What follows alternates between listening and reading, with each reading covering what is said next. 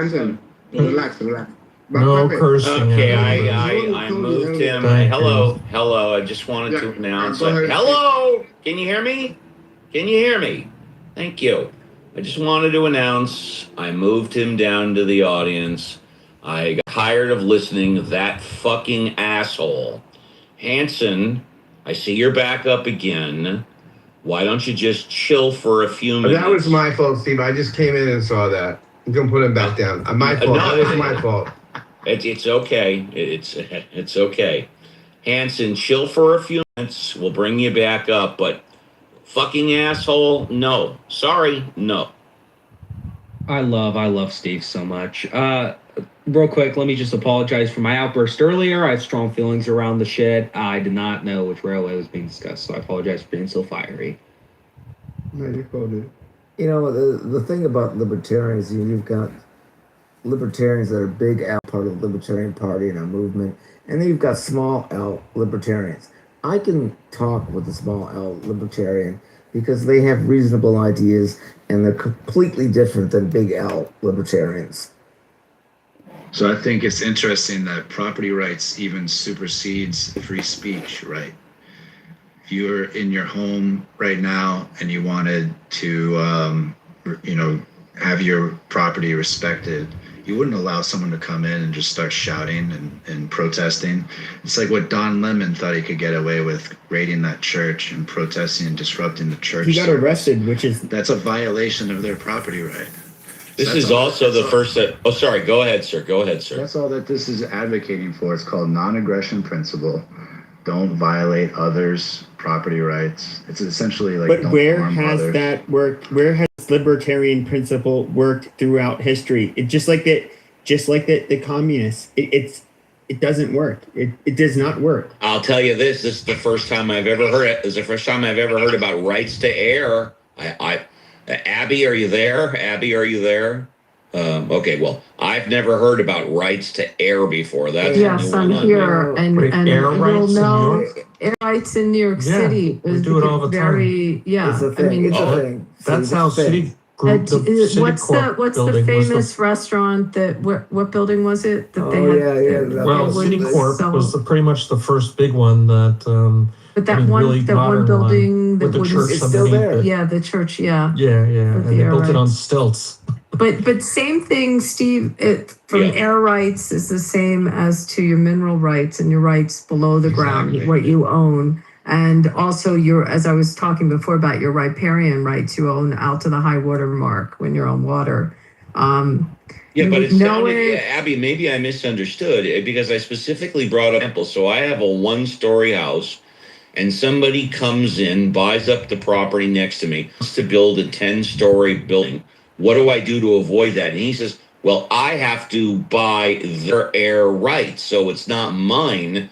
I'm buying their air rights, even though I don't own the property. Is that what he said? That's what he said. He basically said the only way you can protect that there's not a high rise next to you is that you buy the air rights of the property next to you. Otherwise, yes. And so for your example, in your example, you live across the street from the beach. If someone wants to put up a monstrosity between you and the beach, you have to buy the air rights above that property line. Yeah, or if they try to put docks on the water, I've never heard that. I can explain a little more depth for you. Air rights tend to be, at least in Manhattan, tend to be just on commercial real estate, not on residential. But I don't get is how can you? So if the person who bought the property in front of you who wants to build this taller structure.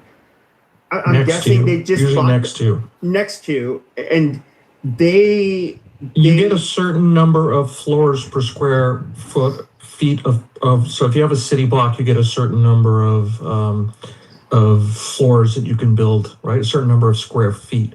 If you go higher than that, they have to buy the air rights too. Correct. So then you buy someone adjacent to it, and you buy their air rights, and then you can cantilever over it or do all sorts of interesting things. So if you look at the pictures of the Citicorp building, the one with the big sort of chunk taken out of the side, it sits literally on top of a church, that they built over it, and they used these like angled girders to center it in the middle, and then the building goes around. It's kind of really interesting. But the neighbors to that city court building don't have the option to buy those air rights, right? They could have, but the city court blocked the rights. Oh, okay. And the rights are very valuable, by the way, Steve. Usually they go for auctions. But to give you some argument to what he's saying, it can get extreme. I mean, obviously, if you live in, like, for California, I'll use where you are, you have, homeowners associations and, you have like villages. Let's say you're in a beach community, a gated community, and you're going to have restrictions that are HOA restrictions. Yeah. That was that law that happened in California to be able to build what's it called? Like the accessory building. ADUs. Oh, ADUs. Oh, yeah. ADUs. Yeah. Auxiliary dwelling units. ADU law was strong the way the legislature passed it, that it overrode HOAs. So if you paid, $20 million beach view, someone could build that accessory building in the house in front of you and block part of your view. Yeah. Where it may.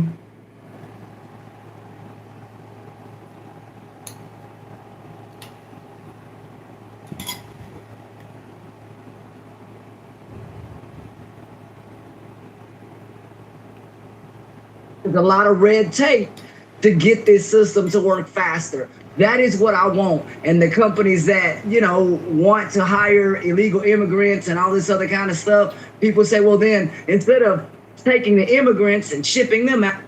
Fuck with each other. We don't fuck around and down up over here. And we don't play. Nigga, they play killing each other in Atlanta like Iraq. No, you okay? Yeah. Maybe y'all Chicago niggas came down here. Atlanta is doing the same thing. Niggas in the same gangs is killing each other. Are you cool? Ain't no gangs down here, bro. Yeah. Look, now there's no gangs in Atlanta. Well, listen. Wait, Nathan, you said there's no gangs, gang? I was gonna say, man, I'm surprised Atlanta still has sports teams. Nigga, you're not even from this. You see what happened? He's talking about a light strip, bro. He's talking about keep it culture. Maybe I'll do Muta. Rabbi converted to Islam. He's a Christian Muslim. Never. I never did the Shahada. Never. Oh my goodness. Princess, how you been? I'm alright. I'm getting banned on TikTok. It's weird. 41 south. What did you do? Or what are people conspiring against you? Or who's Bruno? No, I don't know. I don't know what happened on my TikTok. It's being weird, and now I can't even go live. It says I'm live.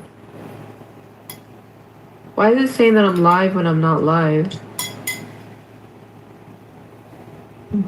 did you try re-downloading the app? I don't know. It's weird. No, I didn't. Yeah, that's what I would probably do. Just delete it and re-download it. Alright, now it's working. Otherwise, if that doesn't work, you can just FaceTime me and do the regular things that you've been doing. We lost everybody. They all left. No, I can't move anymore. I can't dance like I was dancing. I thought I was dancing great. Where did Pearl go? 4 to 7 miles at the area. Shoot, Michaela, you wanted to get a place in New York, you and Pearl? Oh, so it's over. Gotta be like the gym, keep digging. Hey, Carol, what if you move over near me? We can grab coffee every day when we're in town. Soon, sure. Yes. Yeah, I think it would be hard to sort of, from the libertarian perspective, build anything. But it's something that you can abstract back once you have society built. You can try to retro. Boy, but what did they find on Austin? he had homicidal racist remark. He went away to juvie for a year, bro. He had to go for the year prior, he had to go for multiple anger management sessions. 5. He's been arrested for he fucking assaulted a girl to the point of hospitalizing her. He has videos on his cell phone of dehumanizing and throwing at black kids. I mean, come on. The evidence is exactly as I fucking said in the beginning. Jeff Metcalf is a fucking racist, raised racist. As I fucking said, when you know, you fucking know. We don't need to prove to you white fucking supremacists anymore. We fucking know. Once you got that lens, once you got that clear, it just takes a moment. It takes a moment to assess the situation, and you fucking know. You know, Bama, I was really hoping you would. I thought you would come to your senses now this new information has come to light about how, Austin or Carmelo was a thug looking for danger, looking for trouble, bloodthirsty with his knife, and now you're doubling down, tripling down. This is unbelievable. It's even worse than that, because before I was like, shame on you. We can't say Austin was a racist. I said we can't say. I don't think that's what changed, because before that I was looking at just what Austin and what Carmelo did at the time under the tent. And anytime I didn't think that it was racial. At the time, I thought it was just a overly truculent boy fucking trying to bully somebody else. I didn't think that it was racial. But now, fucking racial, absolutely. He's a woman beater, too. He's a woman beater. Like, what the hell did he do to that young woman like that to put her in a hospital, right? That was new. I never knew that. Thank you, Beeman. Damn, that shit is crazy. In a juvie institution for a year? Wow. Wow, that is crazy. That's when it happened. The things he wrote was KKK, kill all black people. Wow. Okay. I didn't know about that. Wow. You know what's crazy? Something disturbed me when it happened. I'm talking about the second day or whatever, when I heard his father's reaction to it.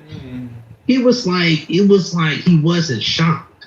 Like he was not like, he felt like his son did something wrong and he ended up dying because he was attacking somebody. That's what I felt from the Metcalf father when it happened. So now I understand why. Because how the hell this shit is crazy to me. Man, thank you, Bima, for real. Thank you for telling the truth. Push back against these lives. I'm very confused, and I just gotta say that, the things that Bima is saying versus the news article that I've read, could maybe you pin a link, because I am a little confused with what is being said here. And the truth is, no matter what, Bima, this is not personal. Like, I think you're probably a fine person to a certain extent, but I honestly don't care about what you have to say, in particular with regards to this young man who murdered another person.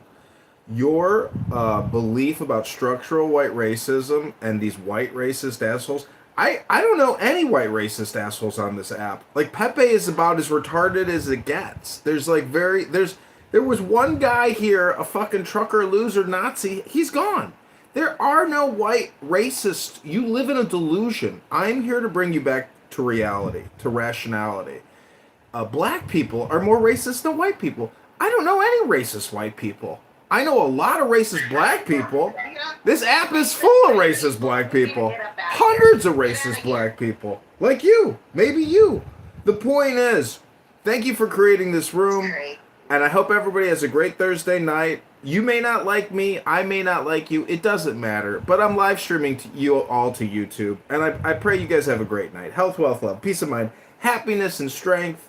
Improve your lives. Take personal responsibility. If Mr. What's-his-face, blackface Christian guy was here, he would say none of you accept personal responsibility for anything. Hello?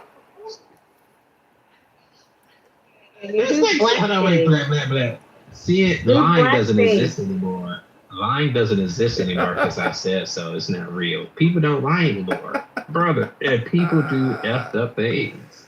that's the world that we live in. People are going to be racist, they liars, they cheat, they kill. I mean, the fact that people try to act like something doesn't exist because they have their head in the sand is hilarious to me. You just face reality. That's what humans do. Humans been at war with each other. We blow each other up because we don't even like another person from another country and in the same race. This is crazy, man. But of course, that these type of people exist. But again, if everything what Bima said about the Metcalf brothers is true, I mean, man, he's gonna walk. He's gonna walk free from this thing. We can only hope. We can only hope. Free Mello. That's pretty bad. They put all that racist stuff. They wrote wait, all that racist stuff. why for him saying anything racist is the penalty death? Free Carmelo? No, fucking fry him. Well, but my thing is, like, yeah, it's terrible. It's terrible that if the Metcalf brothers did say all that stuff and do all that stuff, yes, that's terrible. But my thing is, what does things they did in the past that has nothing to do with the case, what does it have to do with that case? That's what I'm trying to figure out. It has nothing to do with the case. It shows motivation. It shows motivation and intent. That's what it shows. Why did he commit a crime against Carmelo? But it's like me saying, but it's like me telling someone. Wait, are we talking about the same case? Because the case about Carmelo Anthony and Austin Metcalf was the degree of force utilized. It had nothing to do with the fact of, yes, everybody agrees Austin Metcalf shouldn't have touched Carmelo Anthony. No doubt about it. But there is a proportion, according to the law, you do not get to stab somebody through the chest because they grab your arm or they do a gentle bump on you. That is no warrant for it. You can try to justify it, and as far as all the claims that are being made, what's funny about it is they're being tweeted about, but there's no actual report. They even say it's reported that this, but what's ironic is there's actually no official reporting. And why, I have one more further, why didn't the defense bring all of this up during the trial? Because that was the whole point. That's what they're hoping, the retrial, why they're asking for the retrial. Because of the gentleman's agreement. There was something that the prosecution had gone back on where they had agreed not to bring up those histories. And then there was a violation of that by the prosecution, and then they wouldn't let Carmelo. They added something outside of the argument, and they said, "Well, if you do this, then we're going to bring this up," and then it would have changed all the time evidence, the time, everything. So, Bima, you're so heavily invested in all this. Would you want to free Mangione as well, Bima? Should we free Mangione, Bima? As well as free Carmelo Cotton Candy? I mean Carmelo Marshmallow. Does it list that is the major primary reason that they're asking for the retrial? Again, because of the primary.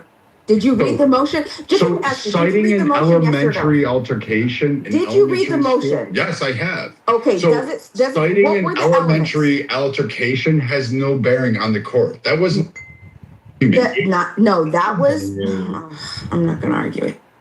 Again, I'm just going to read it. I'm just going to read it all. Just everybody read the motion. I've read the motion.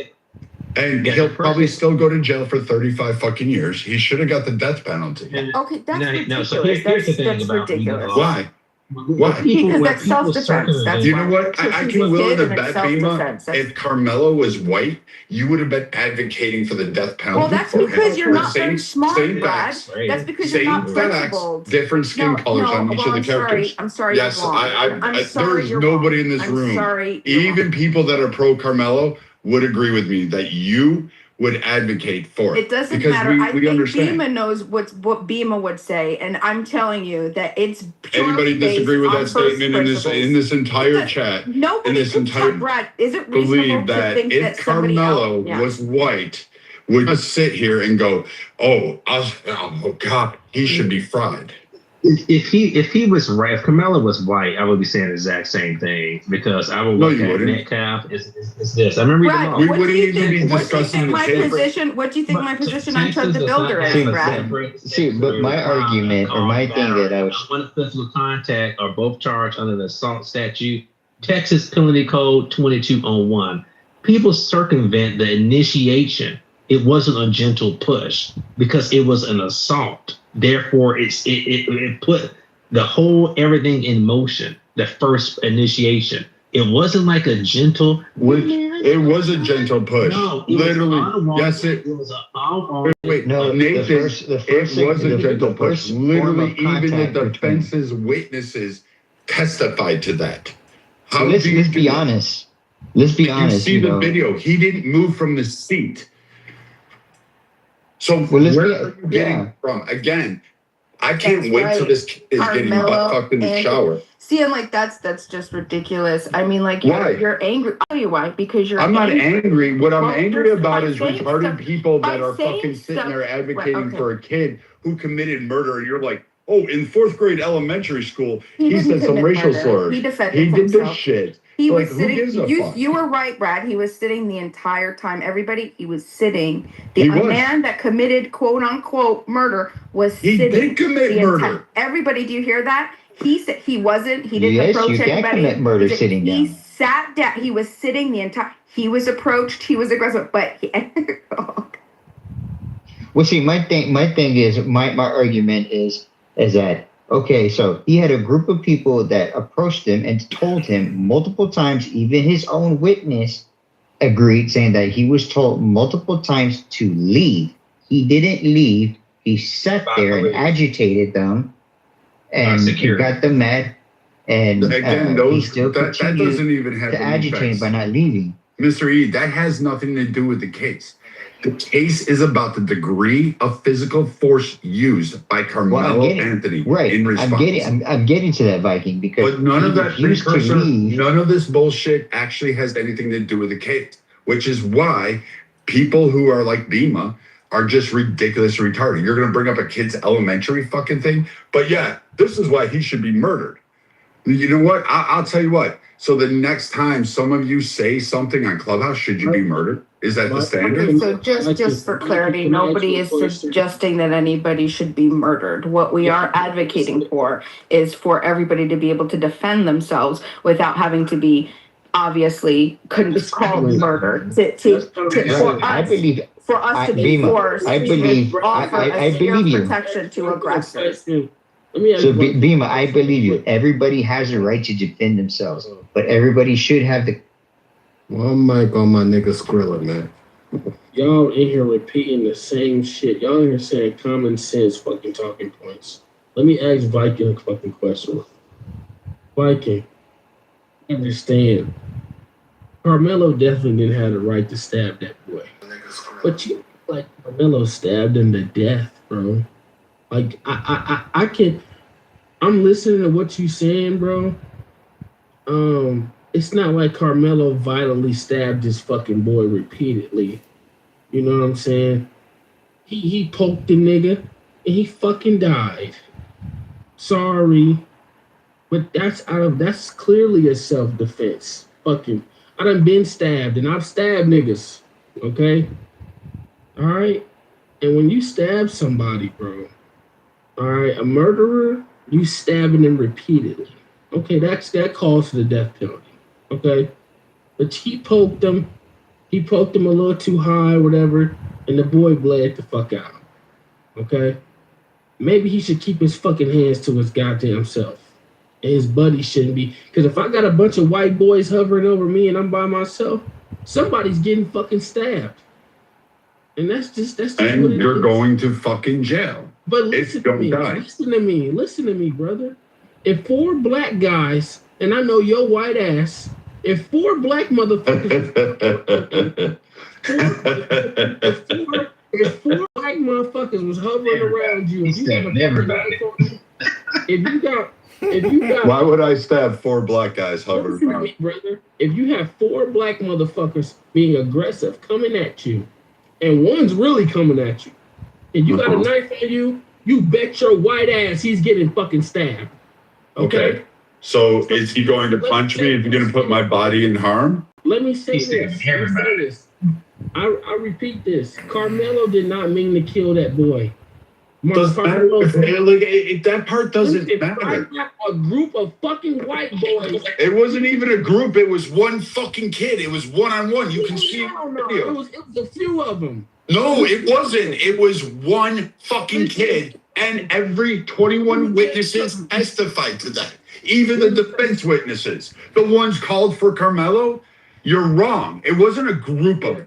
It was one kid. Group, okay. But no, it wasn't, dude. You're lying. Really aggressive with Carmelo. You're lying. Carmelo, watching the scene, it's 4 or 5 white boys. Again, you're fucking lying. Hold on, Skrilla.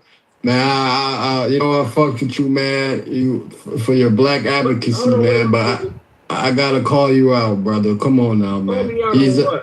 He at the school, gang. He had a few options he can do, bro. You can either right, so you can't stay. It can be 10 white boys, bro. You supposed to either get the fuck on, nigga, or catch the fade, bro. When you're a child, when you're a 17, 16-year-old child full of testosterone. Nah, we don't want to hear nah. He brutally stabbed and murdered him. He didn't poke him. He brutally stabbed him. He was supposed to get the fuck murder. on, man. Do you understand the difference? And he would not have taken the stand, by the way, Bima. Bima, by the way, you guys live in Bima, I don't think he would have taken the stand anyway, just based on that he probably would not have been a good witness. And about 50% of those cases, you don't put them on the stand. I mean, if you look at historically, brutally stabbed him. He's about to walk free. So what kind of murderer after he Wait. But he's not walking free. Hold on, I cut off Skrilla to make a statement. I'm gonna let Skrilla finish, man. But wrap it up, Skrilla. I'm about to finish it up because this is a bunch of bullshit going on. Carmelo stabbed that boy one time in the chest and stabbed in the fucking face. At 7 years old, somebody stabbed me in my damn face. Okay? And what happened to them? They no longer with us. So, moral of the story is... Wait. Who put him down? Listen to me. That's not important. But when I got stabbed, okay... I've been shot. I think context does matter, though, Skrilla. Was it in the streets? Was it at school? No, it was by a family member. It was a family member. And who took the family member out? So, bro, anyways... It does matter. When I got stabbed, bro... Nobody who was trying to harm me. Okay? He's a piece of shit. What do you want me to say? If I'd have been there, I'd have killed him for you. Stabbed in the chest? That's a self-defense stab. That's not a self-defense from a sitting position. It's a murder. It's It's a first-degree murder. It's murder. It's premeditated first-degree murder. Premeditated? Absolutely. I'm about to pull up a song for you, Skrilla. I'll be back. That's not premeditated. It's premeditated. Black, do you understand how premeditation works? Yeah, I You have a don't question. need to have In Texas, that is premeditated. One second. You don't understand it. Story to go kill that guy. You don't understand It's not a premeditation. story. You're planning the story. The degree of force and the use of the weapon is premeditation. Premeditation. He brought the First-degree weapon. murder. It's murder. Under Texas law, and Rayaba, you're an idiot, and nobody's listening to you. But it's Black. He brings the weapon to the school. Wait, hold on. Black, he brings the weapon to the school. First and foremost, Yeah, it's simple. Then you know what? Take fucking accountability. If it's as simple as that, oh, you touch me, I'm gonna fucking stab you in the heart. Then your ass is getting butt fucked in the showers. You belong to groups or fucking whatever. Maybe you can become Caitlyn Jenner in the fucking showers, and you can be that bitch boy. But here, take accountability and don't say you're innocent. This happens all the time with kids. It doesn't. No, it doesn't happen all the This time. happens all the time with kids. No, it does not fucking happen all the time. What life you guys are looking at? Dude, it does not happen all the time. Especially small And the perpetrators are sitting in jail. Kids stabbing kids doesn't bring happen. to school, all kids from all fucking ages. You are fucking retarded, dude. Like, no, retarded. you're I put you in I've never heard of kids stabbing kids. Yeah, that's such bullshit, dude. Bring knives to school. I don't know what. It doesn't matter if they bring them to school. They don't where stab fucking kids in the chest, you dipshit, you fat fuck, you overweight. I've heard of kids bringing knives to school, but they have never used it on someone. Names like that. Why? This is Rayaba. This is this motherfucker who cries all the fucking time. Brad thinks I'll pay Jazzy in here and Shy, and you can listen to them go off on him and see how he really acts. And they're not going to do anything. They're going to sit up here. They want to argue. No, this guy just doesn't shut up and say dumb shit. That's Thank you, Timothy. Motherfuckers believe in flat Earth. Premeditation is and how it works in a crime. Yeah, go ahead. No, I don't. Go ahead and tell me. So premeditation is your mental state, and it's whether you're considering doing the crime or not. It's the conscious choice rather than a sudden impulse or an accidental impulse.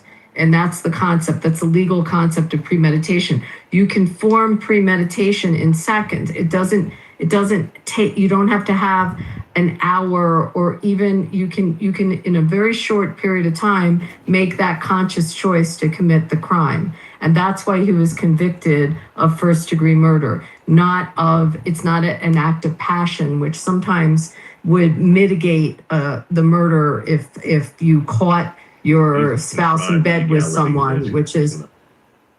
Can I finish without this idiot? Yeah, this idiot thinks he's a player. Let Abby finish. Let Abby finish. Black, do you understand what I'm saying? You can look this up, but when you study the how crimes work and your mens rea to commit the crime, and you look at the levels of what your thought process is, that's where you rank a murder. So when it would be an act of passion would be when it's an impulse, and that's a different type of murder. He was not convicted of that, and his conscious choice was to commit the crime at the time. That's how it's viewed.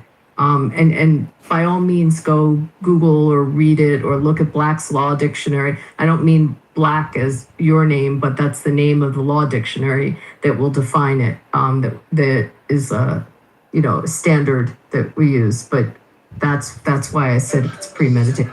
So I have one question. First of all, welcome everybody. Make sure that you give Matt Cool a follow. Thank you, Matt Cool and Beaver. Okay, excellent, wonderful. I'd like to hear what everybody thinks about this new update with this information. We got a bunch of new people here. We have Infinite. We have Mr. E. Make sure you turn in your pink tickets. Do you guys want to go around the room and then give a quick 1-2 minute just give us your thoughts on this? What do you say? Everybody up to that? Yeah? Exactly, it's the new. No. What exactly is the new information?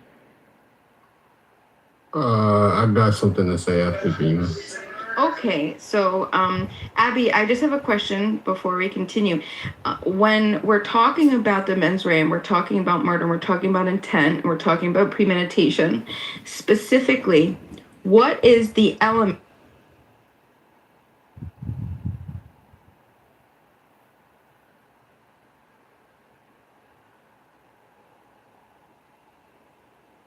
Israel, the PA, and Jordan that lays out it lays out exactly what I'm telling you.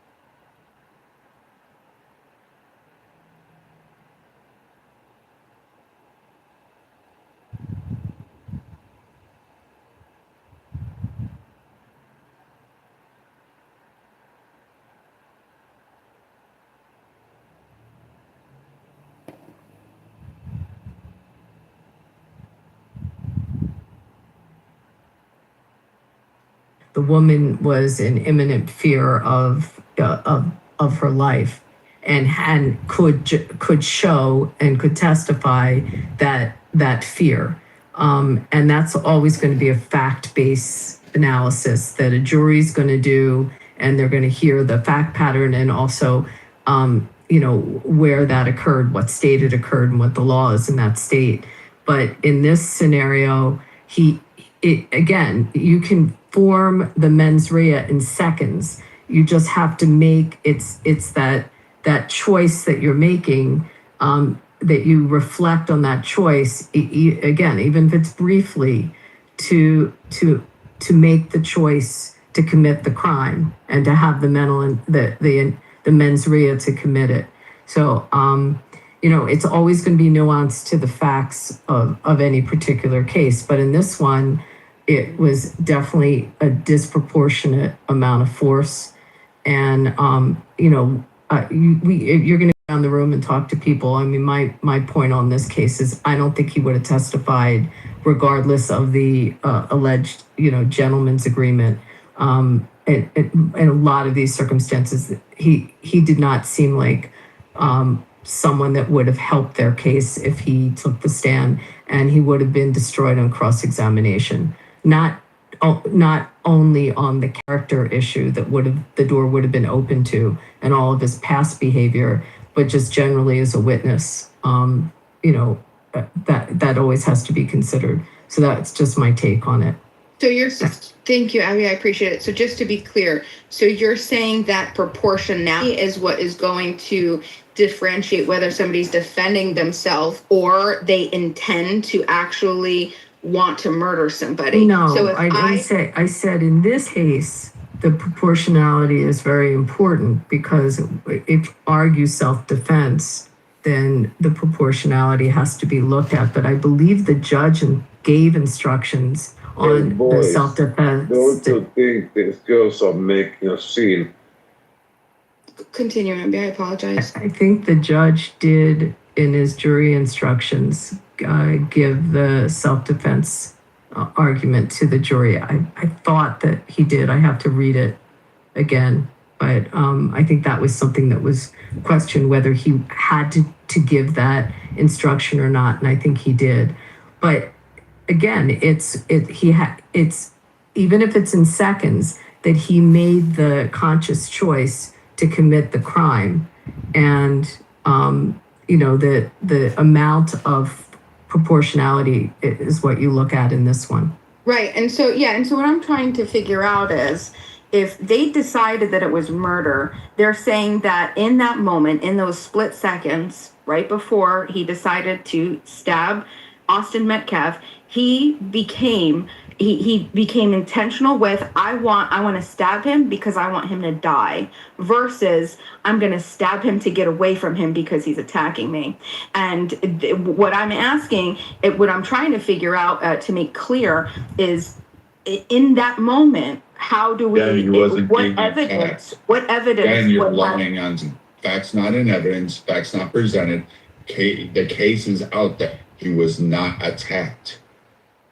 He was approached. He was pushed. There were multiple different Was he in fear of his life? Of how he was being approached and pushed, He was being verbally reiterated. He was pushed once. And he stabbed somebody. Sure. Well, you know what? Guess what? Somebody who just had shoulder surgery a couple months before and has still doesn't give the right and has epilepsy. I'm not saying give the right. I'm saying how are you? Hold on. I'm not saying give the right. I'm saying how are you? Hold on. I'm saying, how do you know that made him in that moment, those seconds before he stabbed Austin, that he said, I want to stab you because I want you to die, because I hate you, versus I'm going to stab you because you're attacking me? Or the fact that he said, come on and find out, and hot motherfucker is basically what he said to the other kid. So clearly his shoulder wasn't bothering him. Clearly he wasn't in fear. Clearly he was looking for the aggressive. But none of what you said is actually fucking evidence against the proportionality that he used and the claim of self-defense. Again, you're adding shit that is not relevant, not part of the trial, not corroborated, nor any of the witnesses on the defense's side. Fuck the prosecution. The defense's witnesses don't corroborate your own bullshit. Get it right. Yeah, okay. We've here everybody. See, Brad, you got to realize that Bima believes that we live in a structural white racist society, and if every day you're not fighting the structural white racism, you are part of the problem. I think you would make that your general trial advocacy. I think you would probably make the determination not to put him on the stand and have him subject to cross. That's my guess, Bima, separate from the whole issue of the gentleman's agreement, because I just don't think that would have been beneficial to the defense. That you could be right about that. That absolutely. But we don't. See, Bima, do you hear your superiority when you say you could be right about that? She's a fucking attorney, you stupid horse breeder, you fucking idiot. Hi, John. JJ, how are you? What are your thoughts? I'm good. First of all, fuck all you jackasses calling her an idiot because she goes against your bullshit narrative. Fuck all of you for that. First of all, fuck yourself back. I wasn't saying fuck you, Viking. Like you said fuck all of us. I take offense. No. Well, okay. Well, it's not that deep, Viking.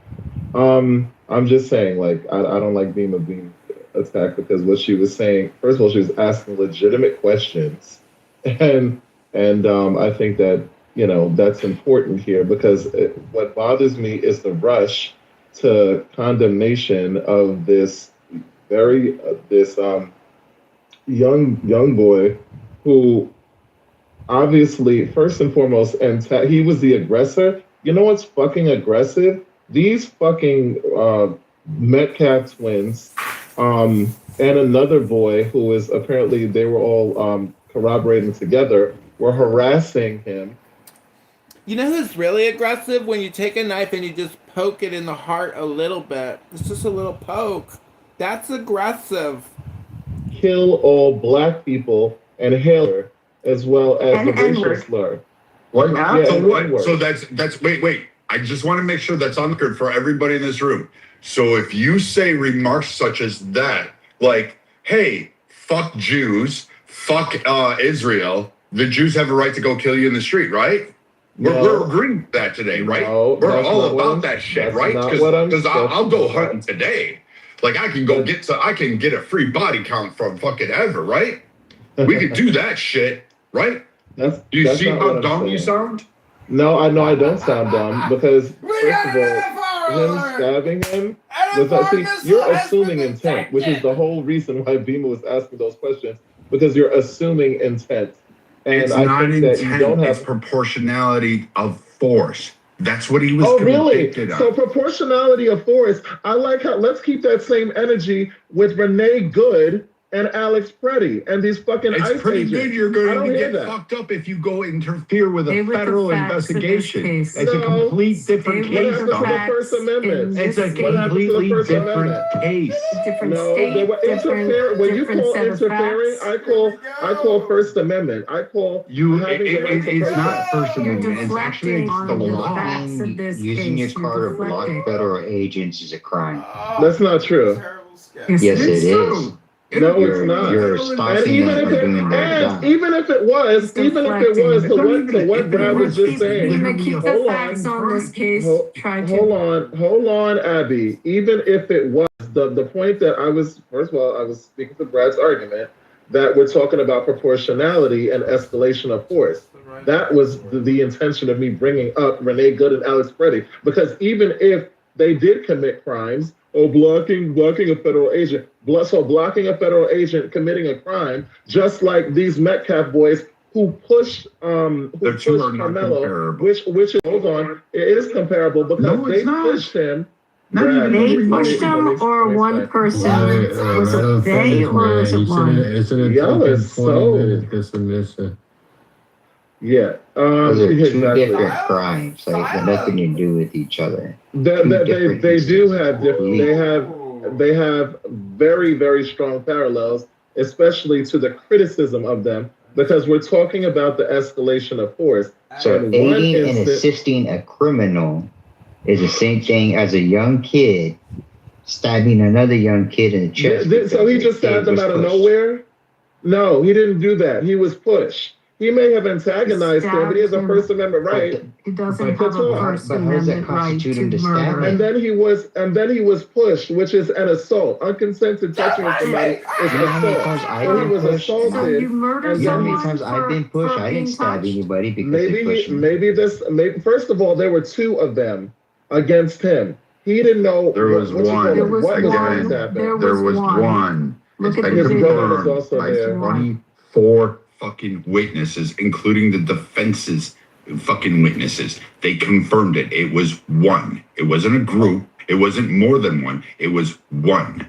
Okay, what was the size difference of this put it in the size chat. difference has irrelevance. It does not matter. No, it's not irrelevant because if somebody is bigger than you, bangs on your car. Someone put this in the chat. If someone bangs on your car, you have the right then, based on your logic, to plow your car into them and run them over if they bang on your car. That's not what happened. Yeah, well, that's based on your facts. That's what you're saying. Not based on Use my facts. disproportional force because someone banging on a car is a battery. It's not any different than pushing someone. It's a battery.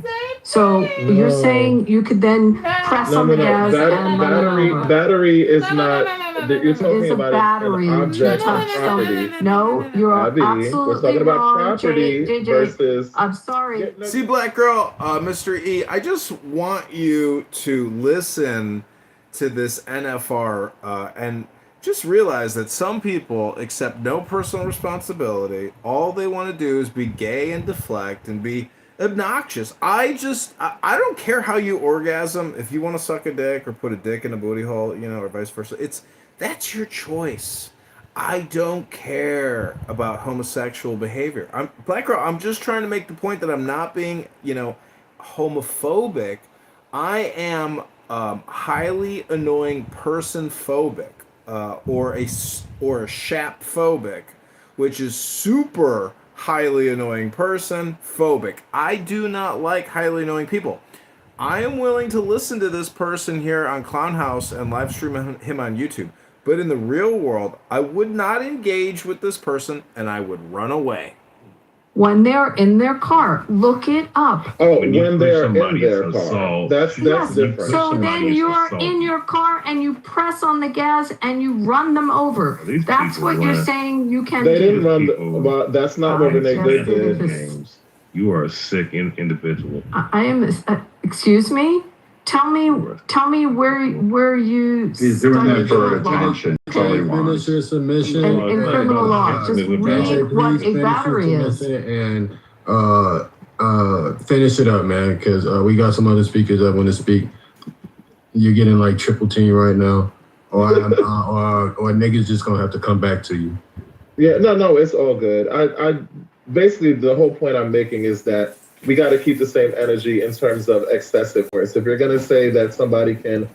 I love that energy, girl. You bring such great energy, girl. Who's convicted of excessive force? I love that energy, girl. I hope you bring that energy when we go out on our first date, girl. No, he was, first and foremost, he was attacked. Okay, he was pushed. He was physically violated and assaulted. You have no idea. Clearly, there was an issue with these people, so you have no idea what kind of threats were said to him, first of all. Do I feel like he should have used We actually do. We are aware of what was stated because we had 25 fucking witnesses. 25 witnesses that could be biased. Like that doesn't mean we don't know what was said before that. This is just one of day. them happened to You're be judging him just the over ones one on the day. defense side happen to be biased. They seem to be advocating for the defense.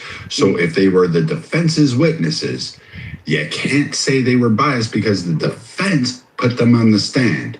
Right, but what I'm saying, Brad, what I'm saying is you're bringing up the issue of what happened in that moment. What I'm saying is clearly there's a history well before this moment, and there could have been several things that were said to this boy that would make him feel like this encounter, he was fearful enough where he felt like he needed to protect himself. He might have been talking shit because you know how boys do it, guys do it, whatever.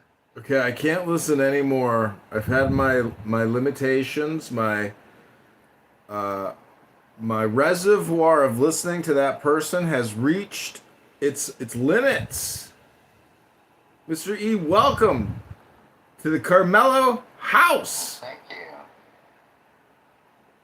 Thank you. How are you doing? I've been better. I hear you. But I want you to listen to a new song. I apologize, Mr. E. Quickly, go ahead. Say what you want to say. I was going to say, I still don't get why people think that because someone pushed you, that constitutes or gives you the right to stab someone just because they push you. You're 100% right. I mean, imagine being at the library, you're trying to get out, and somebody walks by you and pushes you. Does that give you the right to pull a knife out at the library and, just poke them a little in the heart to defend yourself? No. That's illegal.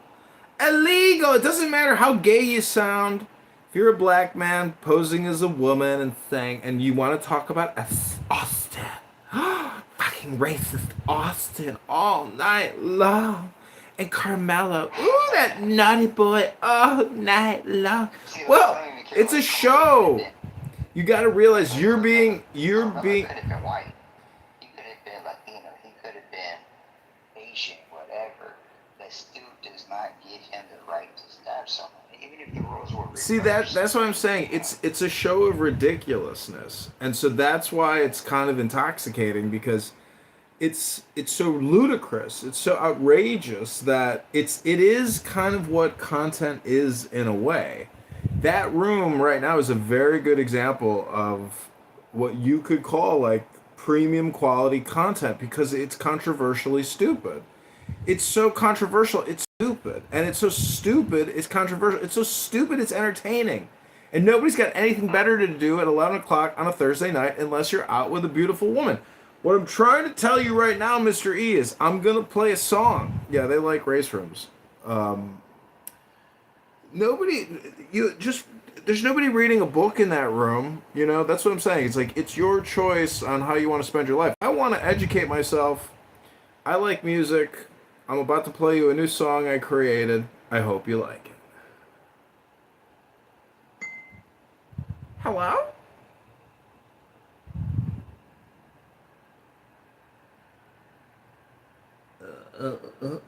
Hello?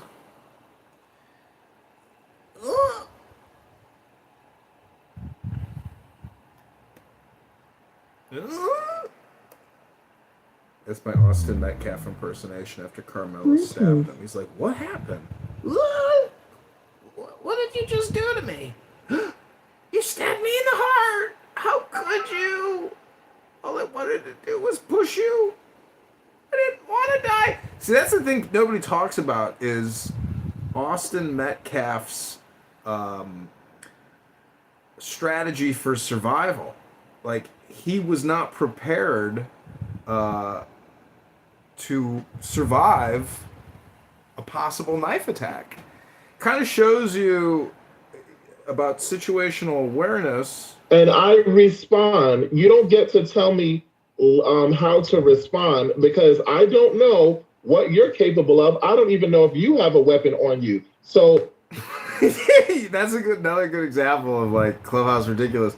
We're now talking about how he could be attacked on Clown House with a knife, like that, in a gay voice as a black man. It's pinnacle content.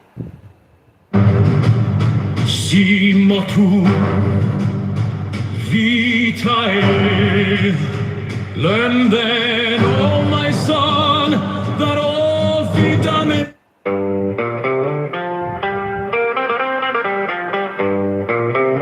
This is a good song. I hope you like it. It's dedicated to that funky, psychedelic, bloodthirsty Carmelo Anthony, whose girlfriend called the police on him for stalking and he wanted to drink blood. He got what he was looking for. I give you the Carmelo Anthony Austin Metcalf Band. The difference of two equalities, or, and thou wilt. is the divorce of Nuit and Hadith. So therefore every marriage dissolveth a more material, and createth a less material comforts. And this is our way of love, rising ever from ecstasy to ecstasy. So in all high violence, that is to say, all consciousness is the spiritual orgasm of a passion between two roles of opposite. Thus light and heat present from their planets of hydrogen and oxygen. Love from that of man and woman. The animal ecstasy from that of the ego and the non-ego. But be thou well grounded in this thesis corollary, that one or two such marriages do but destroy for a time the exacerbation of any complex. The neurosis it's such as a work of long habit and deep search in darkness, the burn thereof. But this once accomplished, that particular complex is destroyed or sublimated forever et mornis.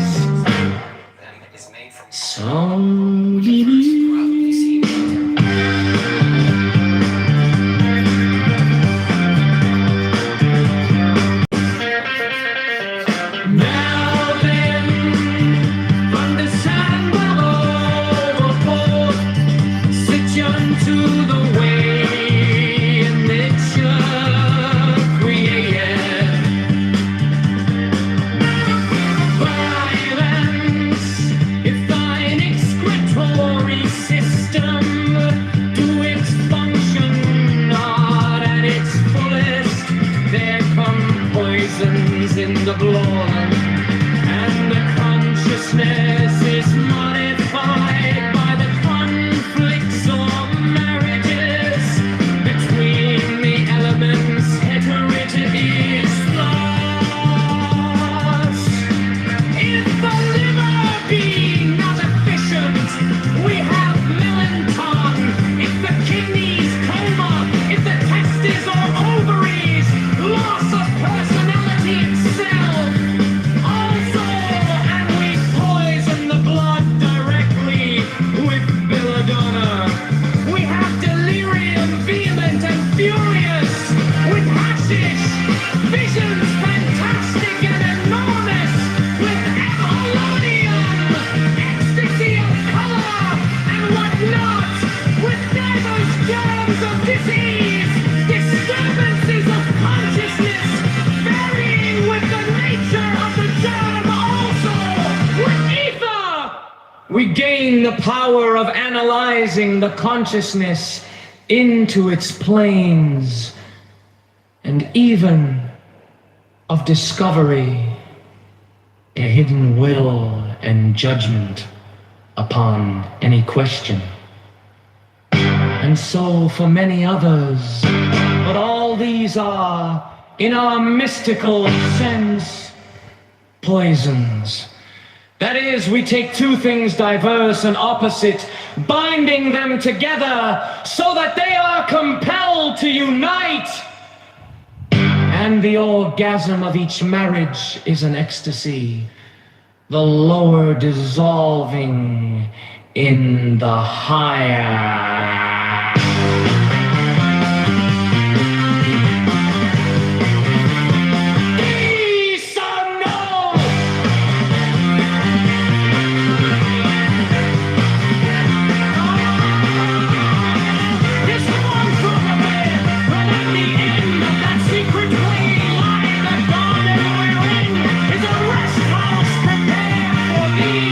But to him whose physical needs of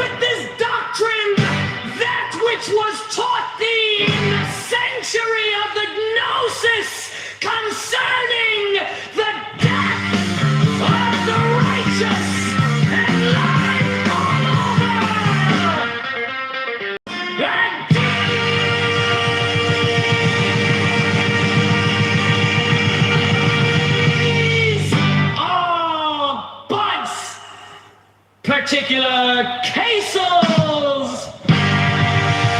With the universal formula.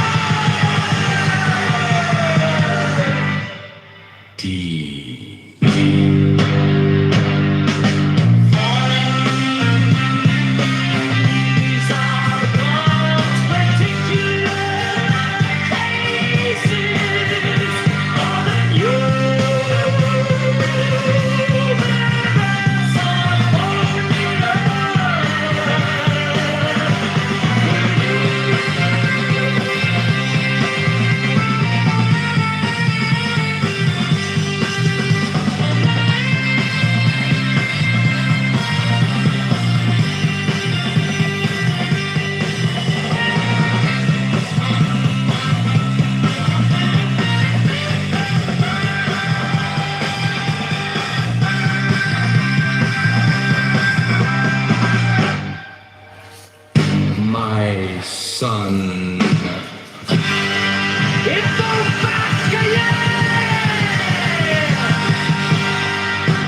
There shall come unto thee A second state of physiological being.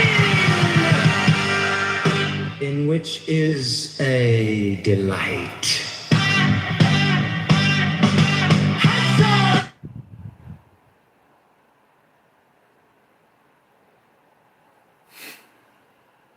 Those private schools, every fucking kid that was small, not every single one, but there was always some that kept knives around for the simple fact of someone being bigger and having the equalizer.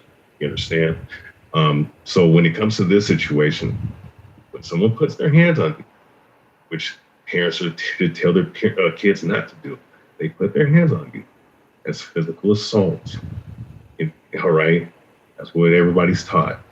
And if someone pulls out that knife and says, touch me again and see what happens, what the fuck do you think he's talking about? He's not. If somebody words it a different way, you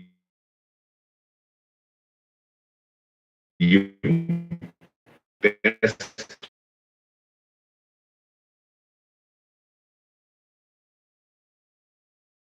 weirdo games, and that's what ended up happening. No, right? that's not Now, even if his you go own into mission. Right, try to get done because legality, Malcolm's gonna come later. yeah, fuck, Bama, it's only been like 60 seconds. I'm about to be done right here. Just let me fucking finish. You understand? You let fucking people ramble for like 5, 6, 7 minutes, but cry when I fucking go for like 60 or 70 seconds. You know what I'm saying? Are you crying? I'm about to end right here. Crying? Are you crying? Oh, fucking back in Just focus. Just focus. Go ahead. Anyways, but so with that being said, I'm wrapping this shit up. So with that being said, all right, and of course, with these different laws in different states and all this other stuff, so people have their own interpretation of the law. All right. If we're dealing with medieval times, we're dealing with ancient times. You put your hands on somebody, they're liable to fuck you up with hands or with weapons. So that's what ended up happening. That's how I look at it. And if she was on the other foot, I would feel the same exact way. All right. But of course, when you're having this type of talking points with a bunch of racist faggots, all right, that are on the stage. So the faggot like you who doesn't even know that. Of course, they're going to feel some kind of way. But all in all, with that being said, right. All in all, with that being said, is he going to face certain things? Yes. But was he in right to defend himself based off the narrative and based off of this story? Because I do believe it's a psyop. Yes, he's right. It's a psyop. It's a psyop. Think Malcolm, did you want to? Malcolm is going to go. Malcolm. Yeah. So it's like what's his name said, Troy or whatever, right? Like I said, it's like, let's say I'm walking, right? And I went inside a restaurant. And the person right there tells me, leave, get out, right? And he's just eating there. He doesn't own the restaurant. If an owner comes and tells me leave, I'll leave. But Austin doesn't even own the field or none of that. He came and told him leave. Why would he do that? And like he said, he's not escalating the fight. He told him, he's giving him a warning. He told him, bro, I don't want to hurt you. I have a weapon on me. Please leave me alone. I'm scared. What's his name? The guy that died? Never said. He had heart. Hold on. He had heart. He wasn't scared. That's what it is. He approached him.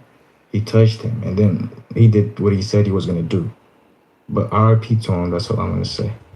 Do you guys just like make up shit without actually reading the facts? Yes, they love to make up shit. Love it. Like, I mean, none of what the two idiots said is actually anything relatable to the story. So, I'm gonna back up what Raya and Malcolm said, and the reason is because of who approached who first, and it was Austin. We know for a fact that Austin approached Carmelo. Carmelo was minding his business. Austin went up to, scaled the bleachers, went up to, stood over Carmelo. So he was the initiator of whatever was going to happen after that. Austin initiated. That's not what the witnesses said. The witnesses said Carmelo was the initiator. Well, we know that that's not the case because when we watched the video and we listened, it was Austin who moved towards Carmelo and went over to Carmelo. So we don't know, and this is the thing. What I will say is that we don't know exactly what was said in the timeline. It was said. Would Austin said to Carmelo to have Carmelo respond the way that he responded. Plenty of testimony about that. There were lots of people around. Mm-hmm. Right. A lot of people, a lot of kids. 20. There were 20 of them. Right. Who still went to the same school. Right. And you think that all 20 of them heard? You saw those. What was he screaming at? Was he screaming it? Do you think how if you're having a conversation, if me and you are having a conversation, how far away do you think 20 people? The testimonies were all checked. They were all huddled under a tent because it was a little rainy. Right, and the guy that was sitting next to him testified as much. What was said? Okay, then what did Austin say? Well, then tell me then what was who said the first thing? What was the first thing that was said? They told him to fucking leave. Who would like to give it a go? Well, they told him to fucking leave. Viking seems to know. Viking talks about us. He seems to know. You told him to leave the Viking, tent, not the field. Wait. No, I don't want to hear anybody but Viking. Viking. They told him to fucking leave. Are you deaf, dumb, or just like fucking obtuse? I'm sorry. Other people were talking. 15 times. So Austin told Carmelo to leave. It wasn't just Austin. There were all. It was literally 20 fucking kids that told him. Hold on. If it was, why can't they just call cops? I'm just talking about Austin. What Austin said to Carmelo. You don't need to call the cops. Right? Because everybody didn't interact with Carmelo. Remember, your argument is that it was only between Austin and Carmelo. That only Austin approached Carmelo. That's not the case. There were more people that approached Carmelo than just Austin? There were people. They all told him to leave when he came to the tent. And again, that is irrelevant to the proportion of force. Well, that's interesting because just a few moments ago you were saying that only Austin went over to Carmelo. Only Austin went over to Carmelo. You're trying to conflate shit and you don't even know the facts. So there was only one person. So we're just honing in because not everybody went over to Carmelo. I can't yell at somebody who's seated down under a tent with a team. It was on the other side of a fucking tent. No, because what we're trying to hone in on is who the activity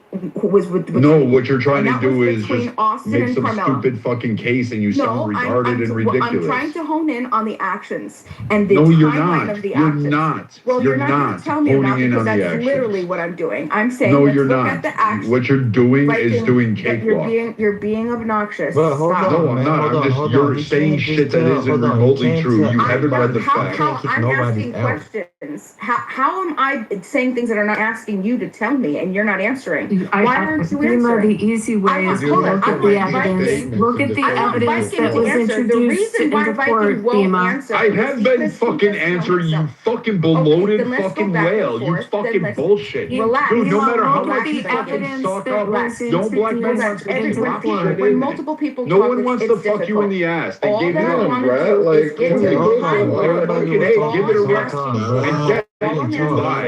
You can't fucking make up your own fucking narrative and then try to attribute it. And then you think how or another, you sound smart and you don't. Brad, all right.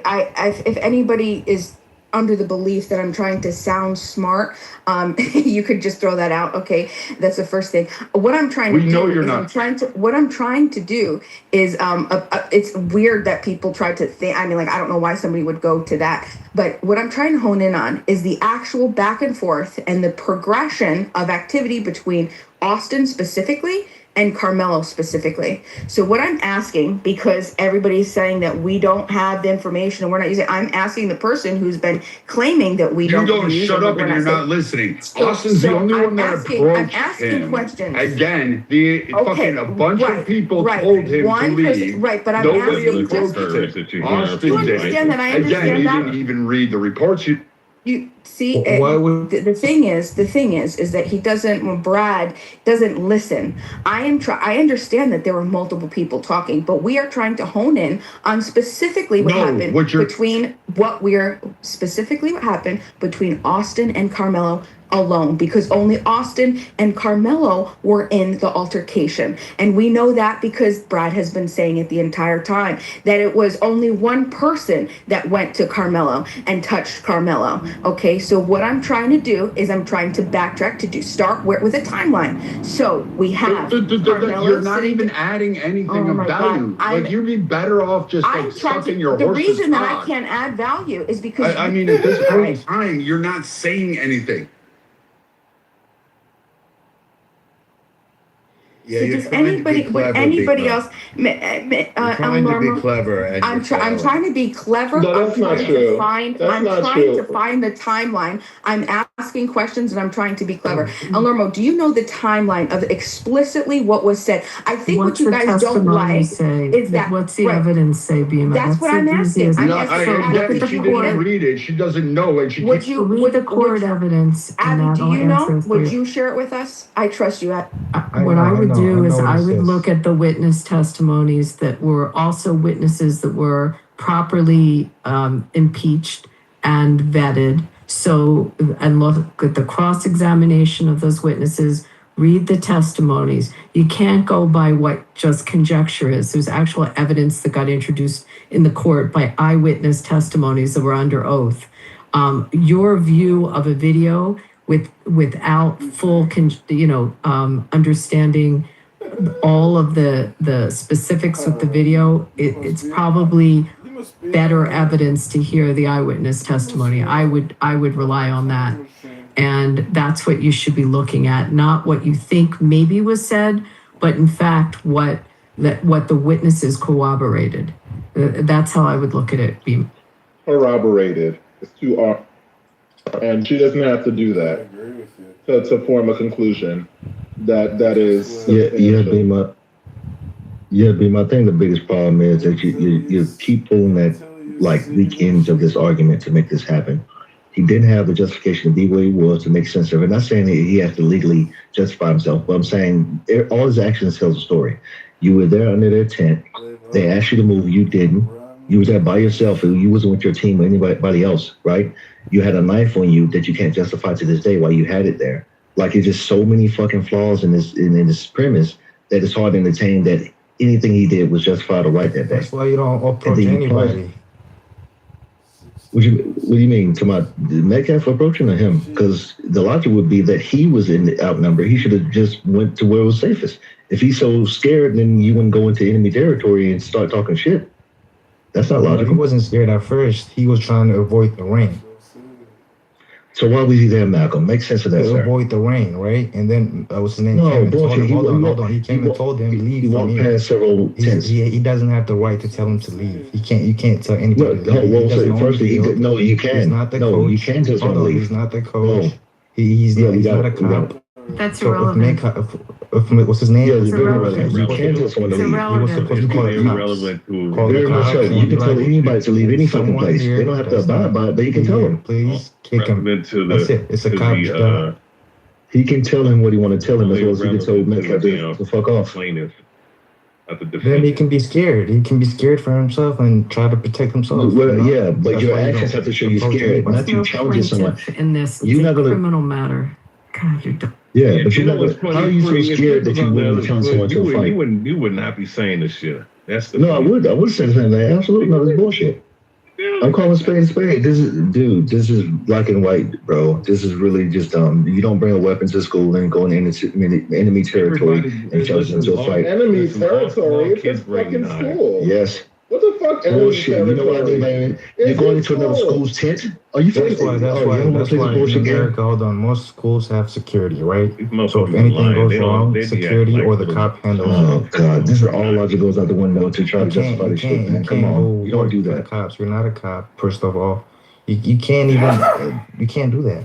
You can't tell anybody. None of this is relevant. Like if it was your house, you can tell people what you want to tell them if you want to. And that's Carmelo. I could put a stranger and tell them to move. You can tell someone to do whatever the fuck you want. If I'm telling you, bro, don't talk to me. I have something on me, right? And then you still approach me, right? I'm telling you, I'm scared. Please don't talk to me. But he didn't say Why do you keep saying that? That didn't happen. Nobody said that. Why do you keep saying that, Malcolm? You never said you were scared. Well, but to be listen, this is the biggest bullshit. Real quick, y'all keep making an argument for this boy. He didn't even make for his fucking self. Y'all understand the trial is over, right? He didn't make this argument at all. If I pull out a knife, y'all are actually creating a defense for this dude that's never existed. Why didn't you run? Why can't you run? I don't know what stratosphere you guys feel like you're involved in. And here's the sad thing about it: there's not a lot in the world that we live in where it's okay to go walk up and push somebody and try to bogart somebody out of a spot where they're legally able to be in. You don't do that. And you don't do it by this. Kids pushing Bullshit, Char. Exactly. Especially if Hebrew Israelites, which you're a part of, Char. Y'all won't let people stand in y'all fucking tent. Come on, seriously? Yeah. You know what's gonna happen? You're gonna get thrown. Well, first and foremost, I don't even. Look at the hypocrisy. I don't. But you know what I'm saying, though. But if it was, listen, your group will let somebody sit in your tent. Pick somebody up and throw them away from the spot because they try to bogart. All right, and we told them 20 times to stop doing that shit. It's not gonna go down like you think it's gonna go down. Yeah, I would fuck them up. You know what? You know what's funny? I've been called the cops at least 10 times. You know how many times we got arrested? 0. You understand?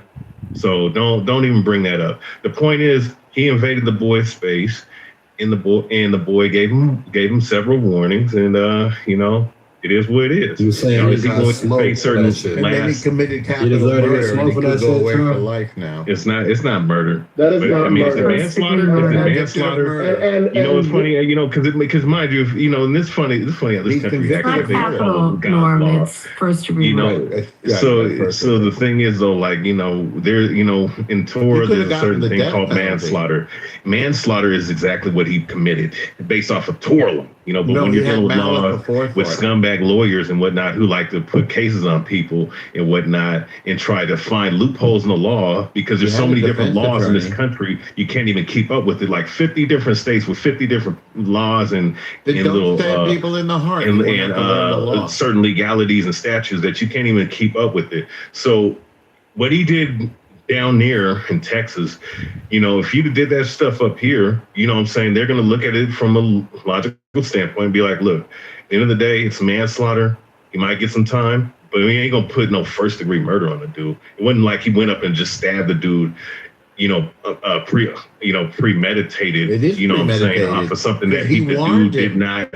No, he knew what he didn't go. He didn't murder. He didn't murder without just cause. Right? That's first degree murder. You know what I'm saying? But it's all good. You're a damn idiot. You're a devil, and you Abby hate black. All right, thank you guys. I appreciate that. Angel, you're defending the bloody murderer, not me. Are you there? If they killed any of you guys would like all the time, to speak on the title. Yeah, so what's the new information? His character. That's the new information. So what are they saying? It is character evidence, which doesn't come into play unless you take the stand and you open the door to it. It was his girlfriend. The link's up top. The girlfriend he had stalked, and he had violent actions in the past. According to her. But y'all don't give a fuck about that when it's a he just asked a question, what's the new information? So I'm answering his question. Look at the top, and it was information about his character. He said he was thinking of stabbing somebody and licking the blood off the knife. He said that in a text message to his girlfriend. And the girlfriend went to the principal and said she was afraid for her life and that he was stalking her. Well, I'm not gonna lie. That definitely changes. That definitely changes a lot. I'm not gonna lie. Like, you know, just like for an example, if a school shooter was to send a text message to someone saying, "Hey, I'm planning on killing people. I'm planning on shooting up a school," right? That would definitely change the way. Hey, did anybody read this article? Hold on, one sec. Right, I'm not saying that I feel like he's guilty or innocent, right? I'm just saying, well, yeah, but I'm just saying, right? That definitely changed it. The fact that he says, I feel like stabbing somebody and he's carrying a knife in school and all of that. So, All right, did anybody read this article? Or we just looking at the headlines? Now, it does say those things about Carmelo, but let me go back to it so we can read it together. In exchange for not using that evidence in court, the defense lawyers agreed. Hold on, let me go just refresh. In exchange, because this is after they talk about the girlfriend, ex-girlfriend, talking about the knife picture or It whatnot. was a gentleman's agreement. Yeah, They're talking they agreed Rob. not to bring up Austin Metcalf's juvenile criminal history, which included graffiti that included vile racist stuff. All right. So it's like, so when that's what I'm saying is we have to read these things. Did read it. But well, to paint it like it was an agreement. Well, if Austin has a history of racism, that also changes. That would change the dynamic. Exactly. It has to change the way we view this whole situation. But and he was this is where I'm gonna say on this case. So does it sound like this? It sounds like you guys are saying it's a stalemate. I'm playing. Yeah. I'm being. Man, I've actually decided to take. One second, Rob. Timothy, what do you think? One second. Let me say this right quick, right? Because I'm being as non-biased as possible and just reviewing the information, based off how I see it, right? If one person made a statement saying, "Hey, I want to kill somebody," or "I want to stab somebody," and the other person is a juvenile delinquent, has a history of racism and violence, right? That definitely changes how we gotta view this situation, because that means Austin Metcalf very well could have been approaching him or approaching the situation through the lenses of a racist, through the lenses of a provocateur, through the lenses of someone who already has issues, internal issues with black people. And the thing is, in this case, The testimony doesn't say who that. approached, right? Testimony is not perfect. Well, my testimony was never. They didn't bring character. But There's what's his name witness approached him? testimony on what the interaction was between No, them. Read what the I'm saying is their witnesses characters that testified. No, the character statements. No, but the not- character didn't come in. But you That's just what I'm came saying, in the room so- up. So what the character evidence comes in when you open the door to it. And But I read this whole often in article. those, and you've seen criminal trials, I'm sure you've gone and watched some in court. Very often, Black man. no, everyone, I assume everyone in the room has either watched TV of trials or you've gone and watched a trial. Very often, the defendant won't take the stand. It's about 50% of the time that they do. And you have to be pretty confident that the defendant is going to be able to handle cross-examination. So that's the point, whether they're making the argument that he didn't take the stand because of the gentleman's agreement. But there's a really good possibility he wouldn't have taken the stand regardless of that agreement. I actually agree with you on that, Addie. For me, from the jump, I chose not to take a side per se. You feel me? I didn't want to use something that happened amongst two kids, two youth, whatever you call them, teenagers, and try to put an adult way of thinking on that, or even my viewpoint of the world and whatnot. I think that the young brother, unfortunately, man, he did that shit, and he got to deal with the consequences. Yeah, but the consequences, Rob, the consequences. No, hold on. No, from the jump, I felt like, because I know my state, I know plenty of people that have filed murder charges in Texas. I felt like there should have been a good lawyer would have argued this was manslaughter. Like, it's no way that you should have went to trial with this as a murder one. I mean, as a murder trial, but it didn't happen. Unfortunately, Why would you call it turn manslaughter? 18? Ain't that funny, bro? because there's precedent. Robert, acting like What this does guy's a precedent little have to kid, do bro. with He's this? 7 No, years old. no, there's dude. precedent. Look, man. So, That's and not I'm a not good even. reason. There's precedent manslaughter. That's why I thought that it would possibly get a manslaughter Different charge. facts And I and know, different case. I know that a good lawyer could have argued that. But nonetheless, that's just my opinion. I could be right. I could be wrong. The fact so that they tried him for murder. Cold-blooded murder. You stabbed him in the heart. I mean, the fact show he did do that. Yeah. And he admitted to doing it. And it's like, and that's why I'm like, I think what it is, man, I don't like admitting this shit, man, especially in front of some of y'all. What I think it is, man, is because he doesn't fit the profile of what we would normally see of a young black dude going to prison. Like, and I think a lot of people see that he in a good area. He's, for all information we got, he was a pretty good kid up until this little story coming out, which could be a smear campaign too. In lieu of the judge situation, but that's another convo. But in all intents and purposes, he seemed like a pretty good kid. He comes from a 2-family home. He doesn't fit the description of the average young nigga that goes to prison for murder at 17. I know because plenty he of them. shouldn't, Rob. That's So the no, point. but He this is the shouldn't. thing. Hold I'm on, not Rob. saying that. I'm not Right. saying that he should be in there for 30 years. I am saying that I think that just me, call me cynical. Hey, if this happened in South Dallas or Oak Cliff, I don't think most people would give a fuck about it. I'm gonna keep it a beam with you.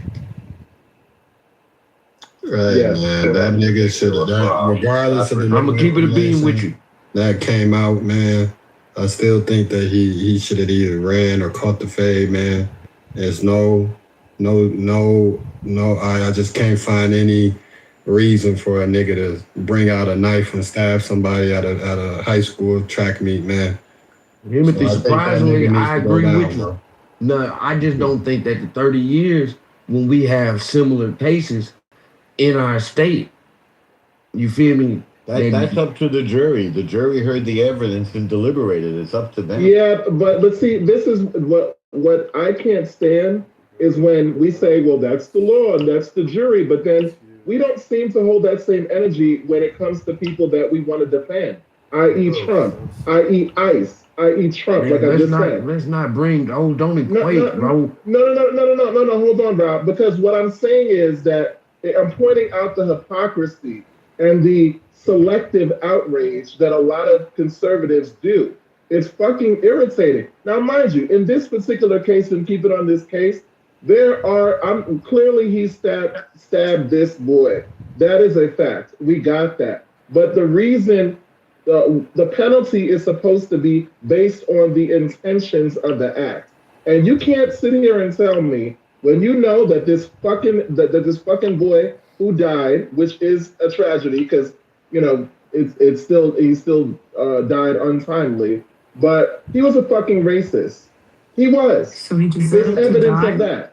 So You don't get to stand in the heart for no, that. I'm not saying that you do. What I'm saying is that when you are a racist and then you physically assault a boy who is a subject of your irrational fear, because that's what racism is, and subjugation, irrationally, then it is very likely that you're doing that because of your racism and not based on the act of what's going on in the moment. Clearly, he had an agenda. So the Carmelo told him, "Leave me alone. I got something here. Leave me alone. Don't touch me. You touch me, you're gonna find out." And he still went and touched him. But you do understand that's why he actually didn't get the manslaughter charge. Had it just happened and he not said touch me and find out, he actually would have got the manslaughter charge. It's that particular language right there. That's correct. It's that particular language that they were able to hang on that. Those are so it's fighting like words. this is all I'm saying. Hey, we got plenty of cases that we could go and look for where our young boys have been railroaded. like plenty of them. Like I got some family members from North Texas. I could talk about some railroaded cases. You feel me? This might not be that situation. Now, do I think the trial was handled appropriately? That's another question. It seems to be some sketchy shit around the actual trial and getting things put together. But the facts of what happened, hey, we cannot, it's too easy for us as adults especially. And I'm talking about those that support Carmelo or those that believe Austin, whatever, that believe Austin had no wrong in this situation. We are adults. We see things from a different lens. And it's not right. And this is what's been done. This is a white boy that got killed by a young black dude. So this is like, this a martyr type situation. And it shouldn't be. Side. And it shouldn't be. Because he's just, his life is no more special than any other boy in that school. But I'm telling you this. Get life. That's why. But I'm telling you this though. I'm telling you this though, Jay. That's too much. You got to be able to be honest about the world we in. You feel me? Like is like trying to paint this like the young brother was completely railroaded isn't fair. You feel me? Like just like I can acknowledge that there may be some things about the trial, which is why the judge situation is coming out like it is. There's other specifics. Now, how you saying he's not railroaded then? But you just sat there and said, hey, there's no evidence of railroad. Well, the reason why I can't say he's railroaded is because he admitted to doing the shit and we know he did it. No. And I'm from this state. It doesn't matter where you're from. Listen, Rob, and they in 30 years, to be fair, they could have. They really could have threw 60, 70 at that nigga. But they shouldn't. Rob, how long do you think he'll serve? 17 to 23 years. Hold on, let me get in the conversation. If he handled his business without no appeal type situation, maybe 15 on the low end, but he definitely doing at least half of that time. Listen, Rob, it doesn't matter where you're from. It doesn't matter. It does matter. No, hold on. Let me get in the conversation. The laws work differently in different states, we understand. and that's why y'all have a problem with understanding. Look at Massachusetts right now. What's happening with the lady with the 3 kids? Let me get into the conversation. How different the law is there. Please let me add to the conversation. Rob was making some sense. Hey yo, shut the fuck up. Shut the fuck up. I'm talking. Shut the fuck up. Shut the fuck up. I'm trying to be nice. I'm talking. So what I'm trying to explain to you is, look, it doesn't matter where you're from. It doesn't matter. Unfortunately, none of that shit matter. At the end of the day, you sit here and we're not talking about what happened, right? I'm gonna tell you why we're not talking about what happened. What happened. Cool. At the same time, he deserves a fair trial. You just sat there and said it yourself. Yeah, there's some things about the case that I don't think. No, that's a huge issue. That's life or death for Carmelo. What are you talking about? You can't just throw that under the rug because the fact because what that means is he did get railroaded. What are we talking about? Right? What particularly in the trial do you think was problematic? Let me finish. And you're not talking to somebody who is just an idiot and myself and unaware of the law. I teach firearms. I teach concealed carry in the state of North Carolina. I'm fully aware of gun laws. The point is, he was railroaded. The point is, you understand what I'm saying? He didn't get 100% completely. Hold on 1 second. He did not get a completely honest and fair trial. And you just said there. You're wrong about no, that. I will agree that he didn't. It's specifics of the trial. When you hear about the things with the judge, when you hear about the fact that they didn't have a lot of character witnesses, there were no obviously the jury of your peers thing. Although there were non-whites, there were no black juries. You look they at weren't white, they were diverse. No, I said there were non-whites. Right. There were no black jurors. Right. That's what I said. Right. They had an all-white there's some jury, specifics. man. Like, There's some specifics of the trial that yes are questionable. Was not questionable. What's questionable? Norm, you just heard me say that shit. I wish I did. Unfortunately, you So didn't that catch means it. it's not a fair trial. What I'm saying is, That means it's what not I'm a saying fair trial, is, and it needs in to a be fair retried. trial, That's exactly what it in a is. fair trial, I'm gonna be honest with you. In a fair trial, that's a manslaughter charge, and he's looking at 10 to 15 years as the mandatory, as the maximum. That's what I think would have been a fair trial. Right. Rob, what was problematic But to he, you? but he wouldn't. Rob, what Saying this, specifically he was going to problematic in the prison. trial to He you? was going Not to a fair prison. trial. He was This is the going to reason prison why- one way or This is the reason another. why I need to be retried, bro. We sitting here acting like that boy wasn't a juvenile delinquent. We acting like he wasn't violent. We acting like he wasn't racist. We acting like this is not the state of Texas where it's racist. Where You mean Carmelo? We acting like it's not. We acting like it's Yeah, not Carmelo was racist. We acting like it's not a white county. We acting like it's not a white Wait, county. We acting like It he's is- not in the this is a system. troll Wait, so We're systemic what racism. Wasn't about? Carmelo Set up talking about against them, like, stabbing a come on, girl bro. and then licking the blood off the Yeah. knife? Yeah, that's Imagine. That's Let me ask you a racist? question, Abby. Finally, we got one When this person goes to back talk to about the trial fucking and then they article. submit One this as evidence, person. how well do you think it's going to turn out? I mean, you think it's going to go for 35 to 50 years? That's the point. I mean, he's even then more his fucked up. character didn't come up. When his character comes up, it's even worse. Yep. I mean, that's the Instead of point of it. 35 years, nice But and years. it's also I don't see him handling a cross-examination. Yep. I mean, I just don't see that. But something that you said, I'm trying to understand. Yeah, you guys keep rooting So for that when you said because the guy's a racist, so if a guy is standing in front of me in a Nazi uniform with a swastika and he pushes like, can I stab him because he's got so much hate? Nope. Like, do I have the right to? Because Did he he's assault so you? evil? Did he I mean, assault you? Did he assault Wait, you? you Abby? can't- If a guy in a Nazi uniform pushes me, do I Assault. have the right to then? Yeah, Do you the think right that to would be pull out a knife, legitimate? you To idiot. take a If I knife push or you, take a if I gun, push you, take a gun and shoot him? if I pushed you and your husband was there, what do you think would happen? Wait, so Jay, if you shove me, I have the right to shoot you. Try to. Nothing. That's bullshit. Yeah, nothing because We need one mic. And it's not going to be 3 conversations on stage. No, we're having a conversation. That's just slow. Yeah, Abby and I and Jay were having a conversation. Yeah, I know. I just heard like 3 different conversations in the back.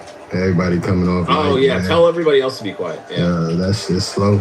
So let's have some decorum, please. So yeah, Jay, you realize the knife is a lot more personal than a firearm, so it makes it worse to stab somebody than it is to shoot them, because it shows like intent and stuff, and it's more personal. It looks bad. I have a question. But the reality is, if you and I are standing on the street, Jay, and I call you a dirty faggot, and then you like shove me in the chest, that doesn't give me justification to shoot you. Now, here's the thing. If the 2 brothers were like most people were claiming initially that they were on top of him, they were ground and pounding his head in and shit.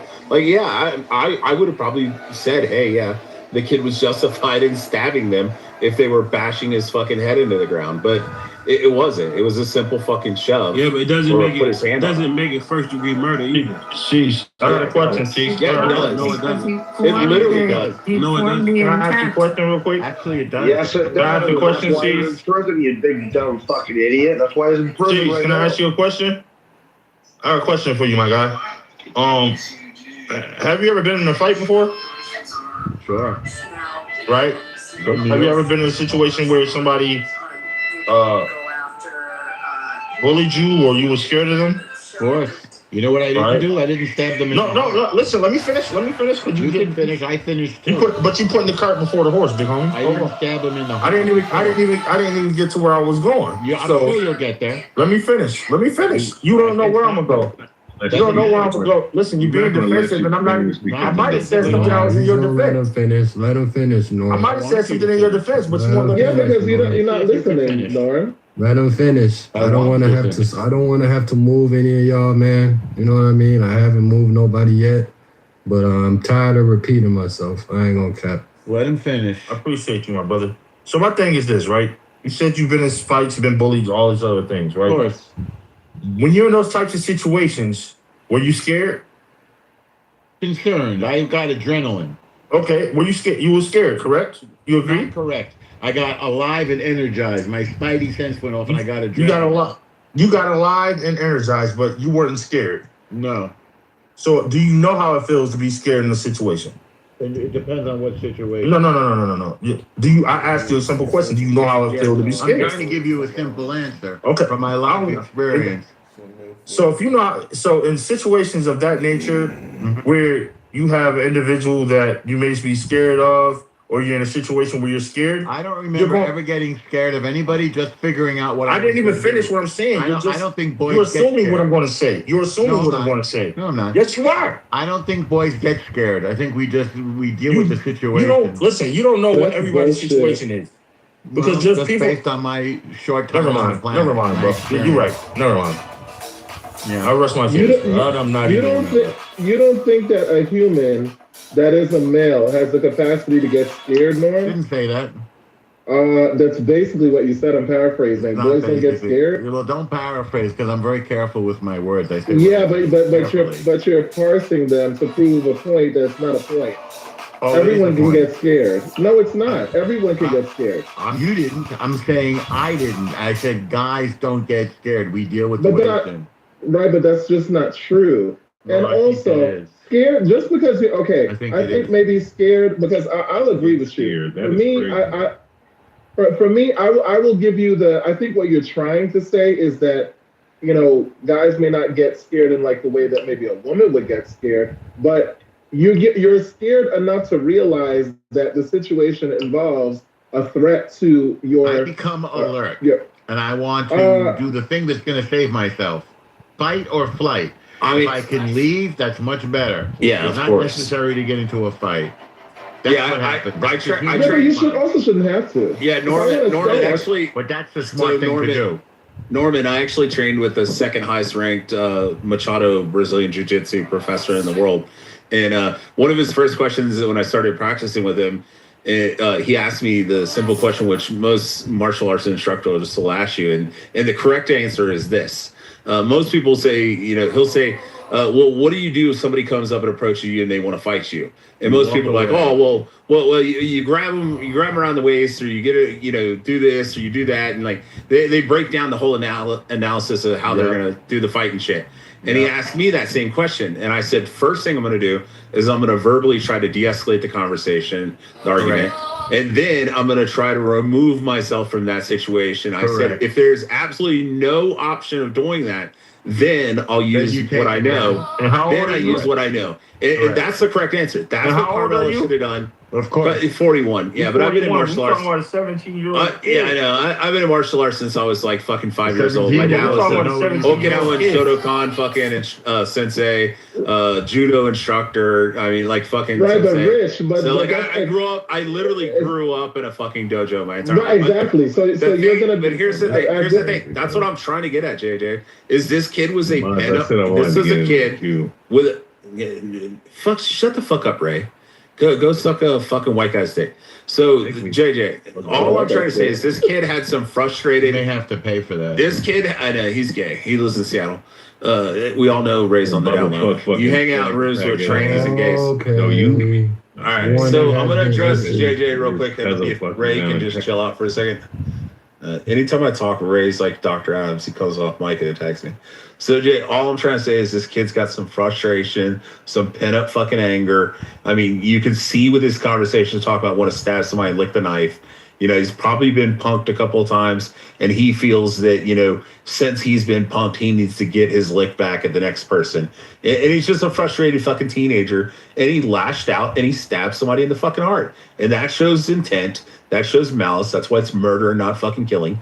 And the reality is when he goes back for retrial and they introduce this evidence and they start cross-examining him, he's fucked.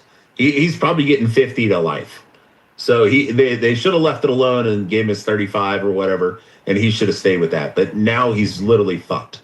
Unless he gets some, unless he gets some fucking thing to do. Unless he gets some type of O.J. Simpson fucking judge that comes in and is like sucking Carmelo off and wants to save the little black boy and shit, and they load it up with all black fucking jurors. That's the only way he's getting off. If any of that doesn't happen, he's getting 50. My guy. No, because that's the only way he's going to get off. You're going to have to load up the entire jury with black people and a black judge who's like some fucking black supremacist and, you know, systemic racism, like our fucking current Supreme Court justice, black female. And that's the only way he's getting away with this. Yo. Look, man, I hate having conversation with racist people, dog. Yeah, but Rob, you know, right? It's not. No, just say that I'm right, Rob. Concede. What you're right about is that. Do you remember the movie Planet of the Apes? It might not be a good job, a good idea for the reach. Hold on, Ray, calm down for a second. That's what you're right about. Rob, do you remember in Planet of the Apes? Hey, I'm not going to get you. Do you remember when Caesar holds his hand out the chimp? I'm not going to engage with you. And he holds his arm out. And the other ape has to come over and rub his fingertips. Hey, look, y'all. If y'all look at the PTR, if y'all look at the picture of my PTR, my album Validated by the Game dropped in May. It's a really good album. We're not talking about y'all can look it up. I can look it up. We're not turning this I'll put a link in the chat. I'll put a link in the chat. And NFL, and NBA. And yeah, so that's it. Earlier tonight I went out. It was a lot of bad bitches outside. We watched the Joe versus Darnell Jones versus. It was a good night. Bro, yeah. You want me to disrespect you like the other day you did to me, bro? Like you want to talk about your album and shit, being an old man and shit, still rapping. Just letting it know, I'm not engaged in certain things, man. I don't want to have a crash out session. He's not a has-been. He's a never I been. just think this case is wrong to be trying to make like.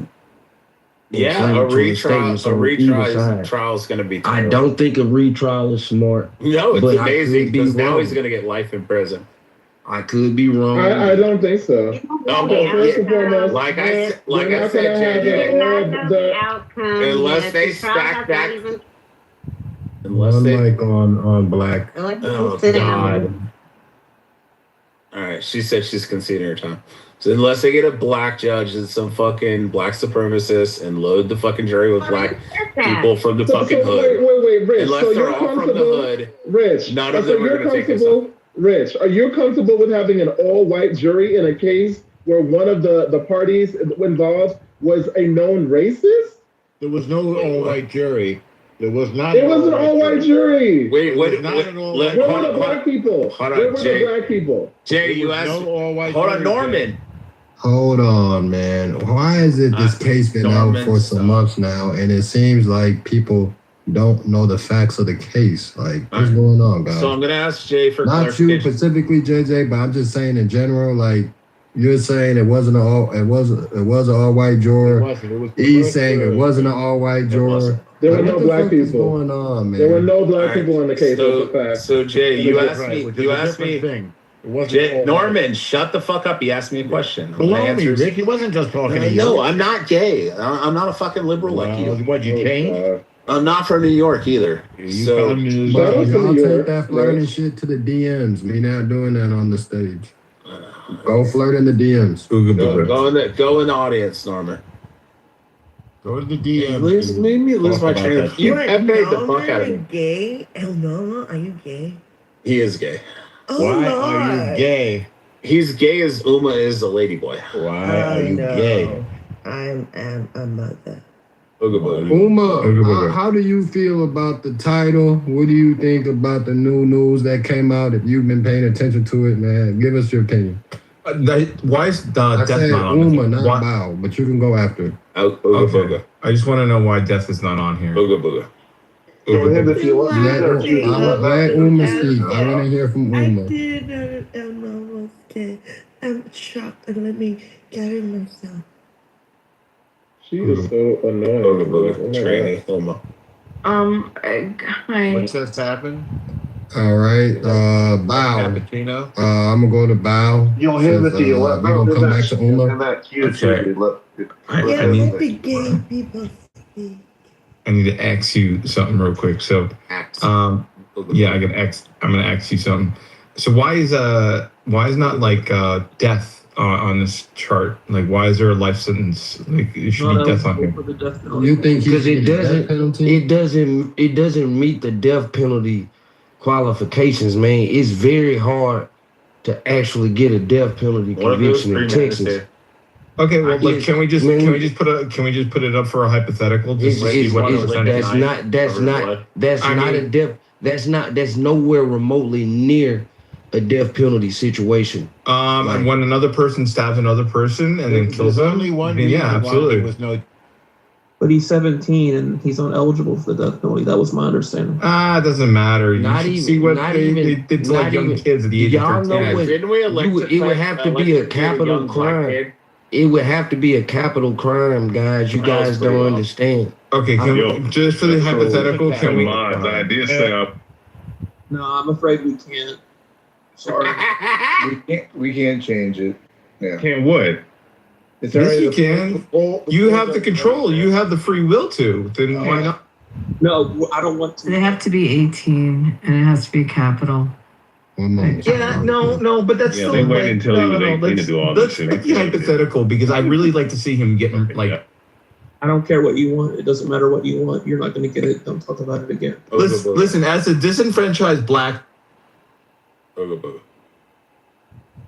It worries me when I see people advocate for or be excited that Carmelo got 35 or say something like he should be killed or something like that. When you have, if you look up the murder cases in Texas just this year, they are actual heinous crimes of like weeks of premeditation, and we're talking, and the majority,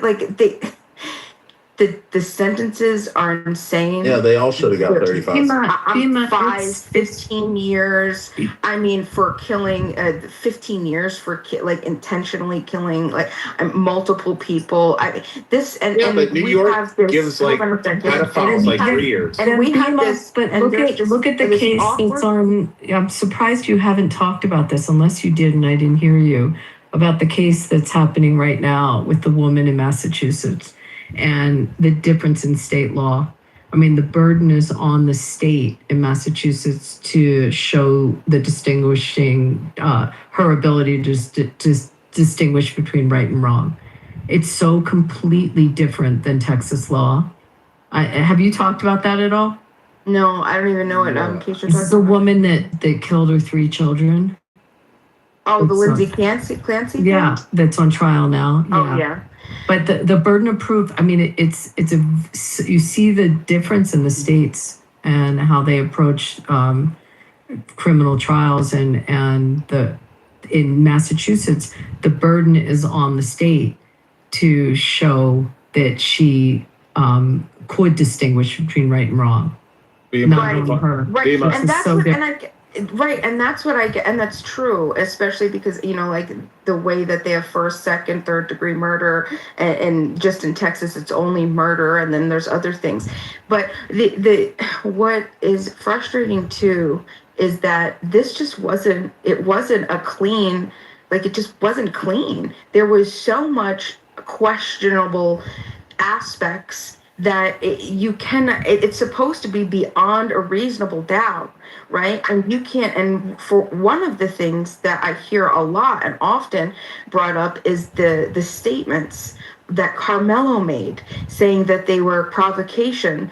If you try to differentiate between conditional warning statements and provocation, just place them out. Just say, listen, you better leave me alone or I'm going to call the police. That's not going to be provocation. If you touch me, I'm going to defend myself. That's not provocation. If you come here, I'll defend myself. That's not provocation. Take one more step and touch me. Did you ever watch? Hold on. Everybody hear me speaking? Sorry. Hold on. And I understand that everybody has their opinions about this, but let me just finish and get this out, okay? The point is that you can't tell. Especially with kids, the way that they talk, people say that all the time. I've heard that a million times. Yeah, go ahead, touch me and see what fucking happens.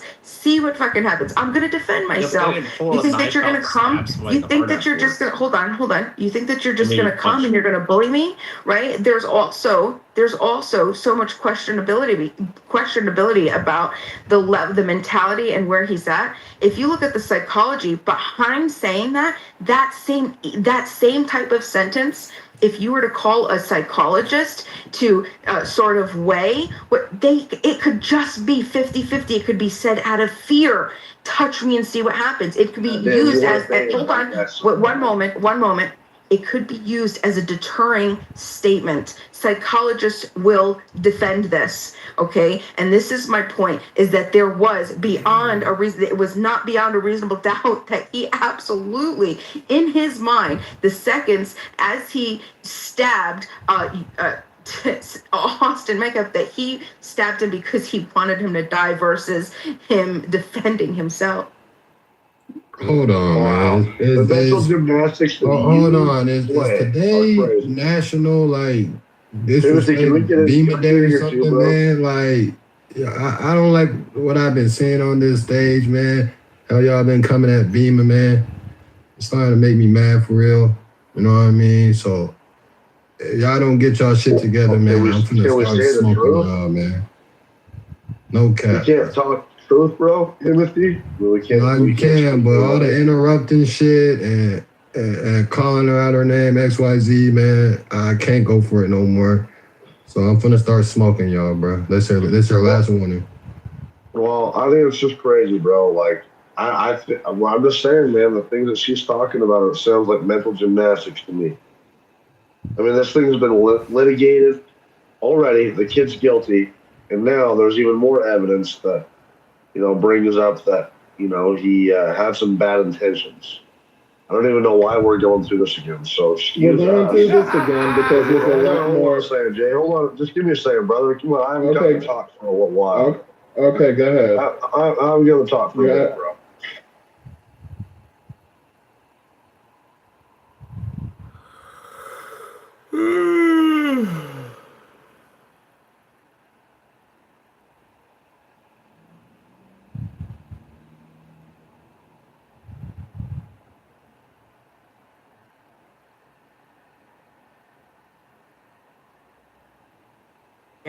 That there's a level, a quality of conversation that we're trying to maintain. I don't need any of you to like me. It's okay if you actually hate me. I'm perfectly okay with that. I'm perfectly okay with you absolutely hating my guts. People hate you. One second. That takes effort. Just hold on. Okay, well, I'm perfectly okay with you hating me. I'm perfectly okay with you disagreeing with me. I'm perfectly okay with you thinking whatever you want to think about me. But one thing is that if we're talking and we're discussing a topic to try to insult, and you're demeaning and you're just dissolving the entire level of the quality of the conversation. Don't worry about who I am or what I am or what I believe. Just if I say something that you disagree with, if you have an argument, address the argument and respond. I don't think that anybody, and this is another thing, I know that sometimes we talk to each other and you guys hear people attacking each other, but that's nothing that I really would want, and I don't want. We want civil debate. We want to have conversations. We want people to feel safe to also express their opinions. And when you have people who constantly attack people, insult people, dehumanize, it's a bullying behavior to try to get them to not speak up. And then they feel like they're too afraid to express their ideas, and then we all lose. Okay, so I'm just asking everybody, it's okay to hate me, and we want the disagreement, but please just stay on topic. I want to back what Beam is saying. Oh, sorry. Well, I'm just going to ask Beam, why haven't you voted in the poll? Please vote. Go ahead, Matt. Oh, yeah, definitely vote. We want this, not just to be, a safe space. We're not doing that. But what we are doing is everybody gets to express their opinion and let it get it all out. Whatever that shit is, doesn't really matter, okay? So if they want to just let their submission be what it is, you leave it as what it is. You don't go personal. You don't get all nasty. Just leave. We don't like it. And I agree with Bima. Let's let it go. I agree with this one. Just know, Bima, for every hater, you guys have a queue. You've got so much more. I think it's just popcorn now, so. For every hater, you've got so much more people who like and respect you, especially being, kind of a minority voice in this kind of, conversation. Um, this is the thing. First and foremost, how is this shit justice? Because, Mountain was saying, well, why are we even talking about this? We're talking about this because this guy was, Carmelo was clearly railroaded. This is clearly unjust. You're entitled to a jury of your peers. How the fuck is it your peers when there is a young black guy that's on trial, a high schooler that's on trial, and well, Beaver, I'm saying I'm going to tell you why. He's on trial in an altercation because before it was a stabbing, it was an altercation with a white guy who had expressed racist rhetoric before. Like, he was a racist. So clearly there is a racial element to this case. And therefore, how on earth is it just a jury of your peers when there is no black person? We know, like, statistically, that their implicit bias is real. That's why representation is important, because when you just have, one demographic, and there's already so much, tension, really just in this country and in that state, and in the context of the details of this case, with there being a black boy and a white boy, and the white boy was killed. So literally, the white boy was killed, and you're gonna put a majority. Okay, you can say what? There were some couple Latinos. I don't give a fuck, because a lot of times, shout out to my Latinos and stuff, but a lot of y'all be racist too, and everybody will tell you. They will tell you that.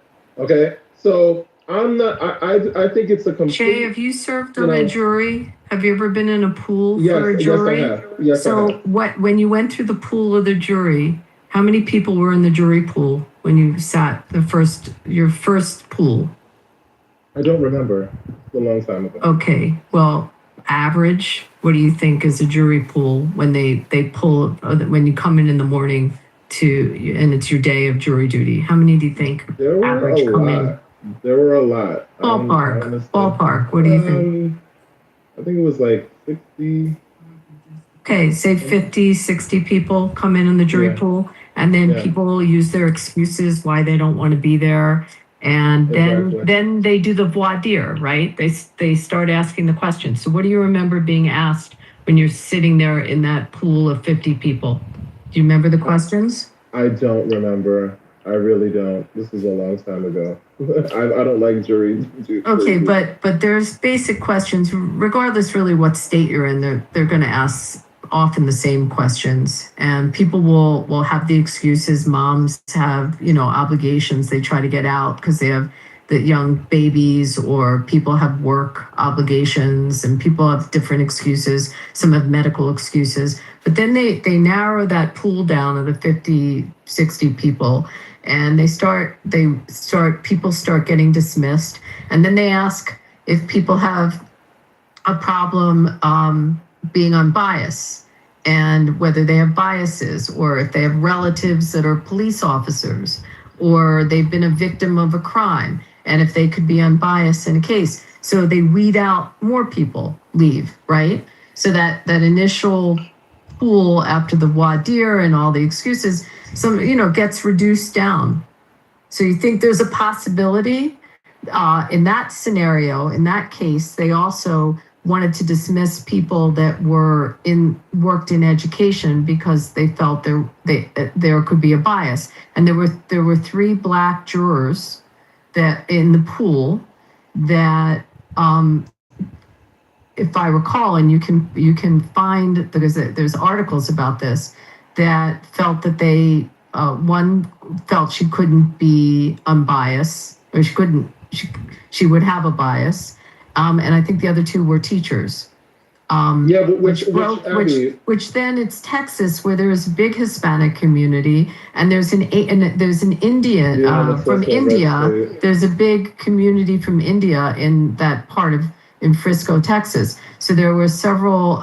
There were people that were brown that were on the jury, that were Houston has the largest Indian population. so just go through just go through a morning of being in a jury pool and what I just broke it down to and how many people are left to then choose from. And when you go through you then go through those and questions. you only make up 11.8% of the population. So does that seem like there was a bias to you, or that's how the jury pool started to weed out? Houston has a huge Indian population. Houston has a huge black population. This is Dallas. This was Dallas. This wasn't Houston. It was Dallas, and it wasn't Dallas. It was Frisco. Highly, are you saying a huge black population or Nigerian population? Because they have the highest. There's the high. Regardless, there's the highest amount of Nigerians. No reason. The second largest population of Nigerians outside of Nigeria. This county was north of Dallas. It was a county. It's a county north of Dallas.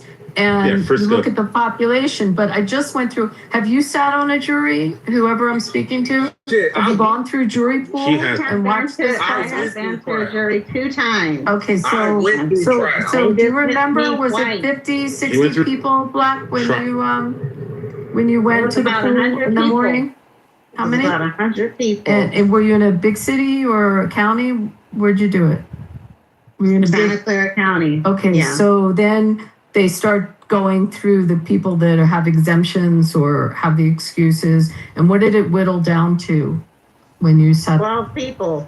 Right, but when they went through voir dire, before they even got to the questions about biases or if you're related to a cop or if it's a civil trial, how you feel about insurance companies or if you've had an accident, all those questions. But before they get to that, people that have work excuses or family excuses or medical excuses, so that 100 people, that pool gets whittled down by the time they start choosing eligible for a particular trial.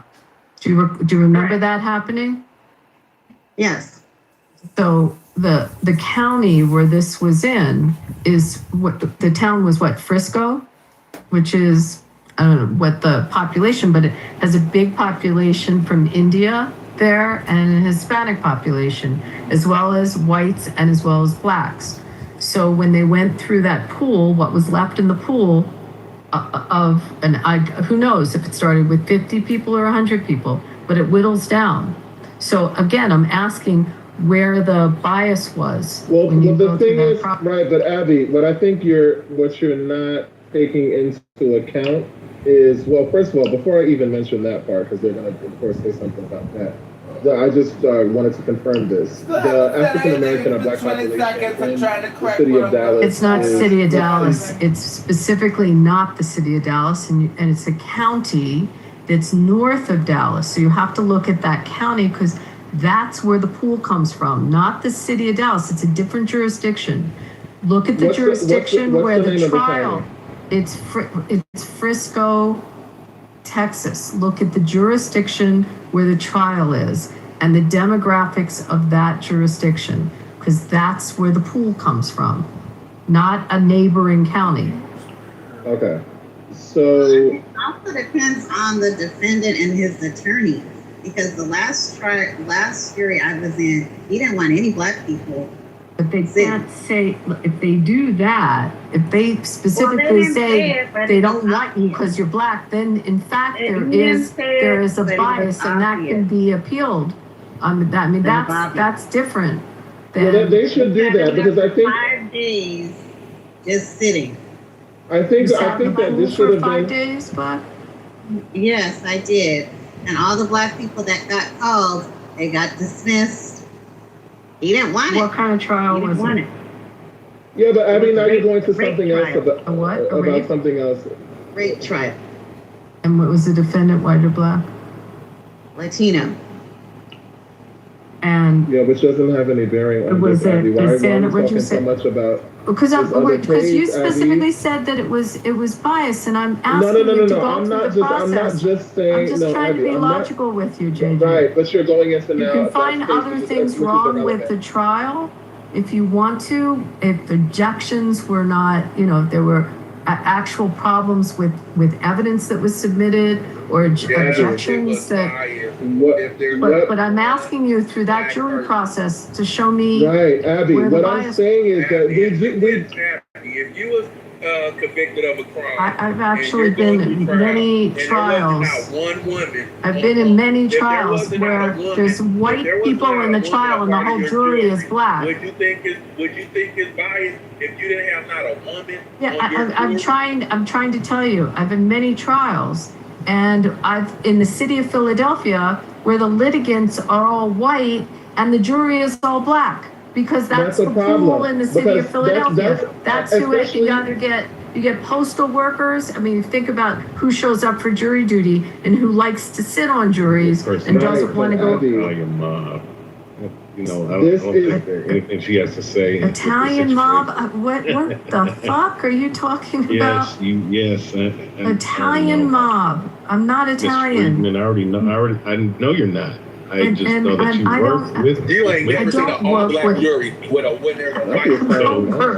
All I'm saying is that what you're saying right now. This is pretty funny, isn't it? You're a dirt. I don't even know where I work. Number one, and no, you don't. No, you don't. No, you don't. You don't. Oh, you don't. Yeah. No, you don't. And again, there are trials. It matters where the jurisdiction is, guys. So what's Frisco, Texas? So JJ, what's Frisco? What's the Abby, demographic? Abby, I see what you're saying, but you're trying to filibuster to not allow me to say what I'm saying, which is really relevant. I understand what you're saying. I'm not saying it doesn't make logical sense. What I'm saying is that it's undermined by the greater argument, which is that this case involves a clear racial element. Obviously, this is a black boy that killed a white boy. Okay? You just have that as a fact. On top of that, there was a past of and evidence that they knew about Austin saying racist things.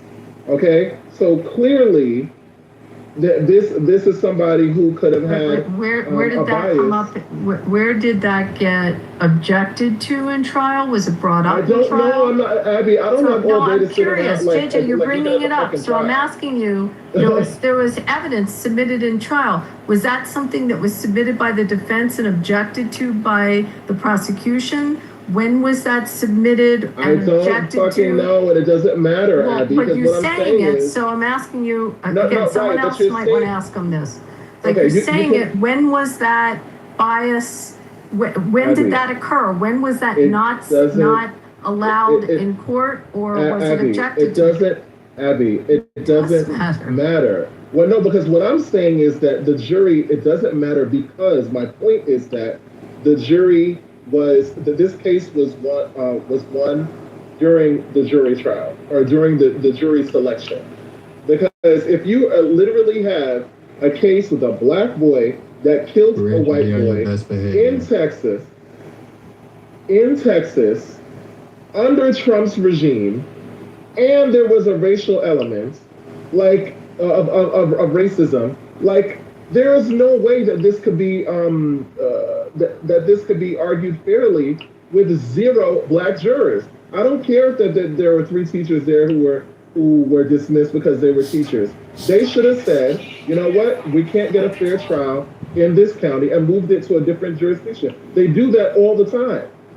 So why couldn't they do it in this case? You mean a change of venue? So, Abby, did they request a change of venue? Was that Abby, requested? to answer your question, Abby, to answer your question about the information about the racism, it was not added into evidence because the prosecution and the defense both agreed that they would keep it, they wouldn't submit it about Metcalf saying the N-word, and also that him and some other kids attacked a girl, and the girl ended up going to the hospital for something. They said that they wouldn't add that into the evidence because there was conversations from fucking Carmelo Anthony saying how bad he wanted to stab somebody, and he was talking about a girl that he knew, and he said, I want to stab that bitch, and then I want to lick the blood off the fucking knife. So they both agreed that, hey, we won't fucking add the part where Carmelo said that he wants to stab somebody and lick the blood off the knife on some girl that he had a fucking beef with. And then the defense or whatever, or prosecution said, okay, then don't add the fucking part about Metcalf saying the N-word. So but this all comes out, and now they're going back for retrial, and that's going to be now evidence of fucking Carmelo saying that he wanted to stab somebody and lick the blood. It should be. Like I said, now, instead of 35 years, JJ, he's going to get 50. He's not going to get more, because if he has black jurors there, then you know what's going to happen. What's going to happen when the black jurors agree with me and they say, hey, this is fucking crazy that this kid was saying that he wanted to stab some girl and lick the blood off the knife? Irrelevant. And that shows intent, that shows malice, it shows that he wanted to fucking kill somebody and stab somebody and murder them. So then they're going to give him 50 to life. He could be watching fucking American. He could be watching American Horror Story. What are you gonna do when it's some pro-black fucking judge, and it's all black jurors, and you get your fucking wish, and they give him 50 to life? They're not going to do that. They're not going to do that. We'll see. What are you going to do when they? Yeah, remember which state you're in, JJ. The racist remark and that white boy feeling entitled to go approach this black dude and assault. It doesn't give you the right to stab somebody in the fucking heart. No. It don't give. But you assaulted me. I get to defend myself.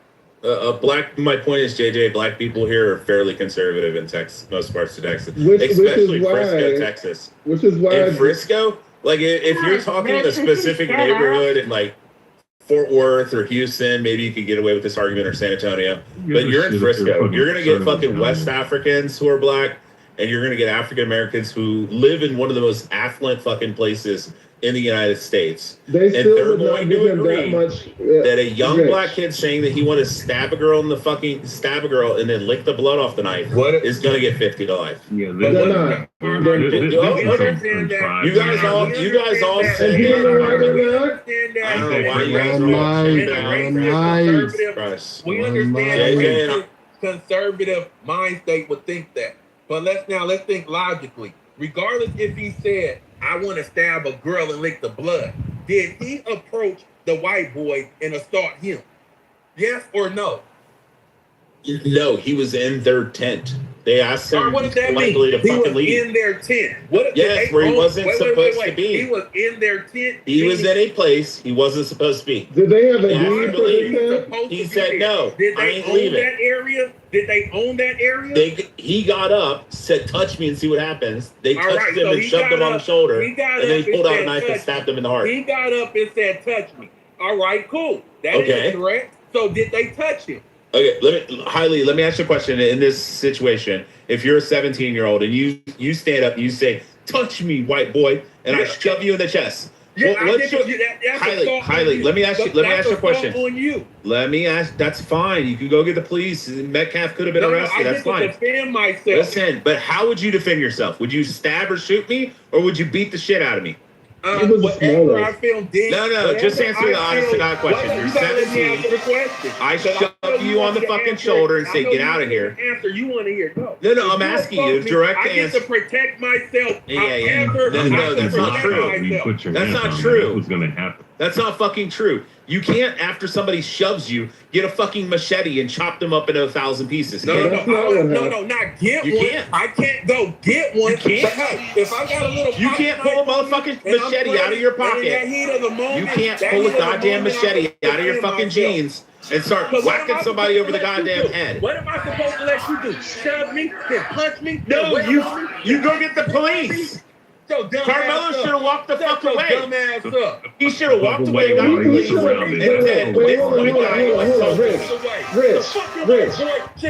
He wasn't getting ground and pounded. This is retarded, man. Goddamn dumb niggers. I swear to God. Stop. Man. One mic, man. You fucking crackers always want to be victims. Keep your hands to your fucking self, you bitch asshole. That's not how it works. Yeah, so like we don't have to do the He dropped as well. He uses the N-word. No, he was dropped. We don't have to do the Put racist your hands on shit. somebody, you're liable to get shot. That's just what's gonna end up. Exactly, and Fuck. and it's fucking weird that you're saying We're dealing with kids, though, right? Yeah. Can I just say something real quick? We're dealing with kids, right? And that's not even what happened. But my thing is, though, these motherfuckers are playing faggot, homoerotic, fucking semantics. They're acting as if that this shit like this shit, like if somebody is not liable to defend themselves, you're supposed to walk away if somebody pushes you and shoves you. And mind you, surround you with other fucking people that in an area that you were able to sit in, right? Listen, if you just like you have once again, if you are a fucking woman, right, a grown woman, most of the time, if a man walks up on them, they're gonna pull out that 44 Magnum because that's what a lot of these broads carry in their purses, and they're gonna say, "Back the fuck up before I shoot you," right? Now, if we're dealing with kids, a lot of kids who are smaller than other guys, right? A lot of motherfuckers carry knives, all right? No matter what fucking school it is, all right? So, if you understand that, all you need to just understand is that you need to keep your hands to yourself. Only a fucking dumb. Yeah, you know that. You don't stab people in the chest. Keep your hands to yourself. Special announcement. We have a special guest, James, President James, long time. He has murdered a black male before. He has killed a young black male before in self-defense. He's a true self-defense patriot. Go ahead, James. Give your opinion. A patriot. Is there any documentation on this? I'm kidding. No. Yeah, the way I would say it is that we won't put our hands if you're a full person, but if you're 3/5 a person, we're going to put our hands on you. Yes, Timothy. There's articles on this. I've read the articles. I've heard the full story. He was out delivering Uber Eats to young black juvenile males. Can you drop it in the chat or in our group chat in the chat? I want to read on it. Yeah, I will. Thank you. James, you look like you're about to say Kyle. So what? He got attacked. I'm still not over the fact that this fucking President, go ahead. I want to hear the story. So, President, Joe, tell your story, please. I want to hear about it, but I still want to see the actual article. So, Beaver, get that from me as well. Yeah, Timothy, did you clock that he said if you're 3/5 of a person that he could do that? I did not catch that, so I would like to. I caught it. I would like for him to grab the mic. He's there. These Neanderthals is talking crazy. Grab the mic, nigga. like Dr. Fauci. Oh, go ahead, racist. Go ahead. Beaver, your man. I plead the fifth. Beaver just pleading the fifth, man. I'll tell the story. Hey, it's funny when it comes to white people, they got every excuse. Come to black folks, they always try to bring up some bullshit. Tell the story, Beaver. I want to hear it. Trayvon Martin. He was in the mean streets of St. Louis, working as an Uber delivery driver. He's waiting outside a restaurant for the food. He's sitting in his car. His AK, I think, is either in the back seat. Yeah, it's in the back seat. Two black guys come to his car. They're at his passenger door leaning in, like, yo, get the fuck out, blah, blah, blah, yelling at him, pointing a gun at him. And then as they walk around the rear of the car to approach him in the driver's seat, he stealthily retrieves his AK in his back, or his AR-15 or whatever it is. And then he murks one of them, and the other one runs off. He may not want to talk about it, so I probably shouldn't have brought it up, but it is a true story. I mean, why don't he want to talk about it? It seemed like a badge of honor. Because how you're describing it. President, is that a badge of honor for you, sir? A badge of honor? I mean, I really like shaking the police hands afterward. I thought that was pretty cool. Have you lost any sleep over this? None at all. Of course not. Why would you lose sleep over killing so what happened again? Your white ass was scared of some black dudes that didn't do shit to you, and you have to pull your gun out and shoot them? No, he held him at gunpoint. He was trying to carjack him. They were trying to carjack. Yeah. Wait, so Hailey, does this... I just heard you. You know, they were saying, hold on. I gotta call out what I just heard. We're gonna let the president tell a story. Come on, brother, shut the hold on. They try to do the team takeover of my car is what it is. You know, the team takeover, they try to do that to my car.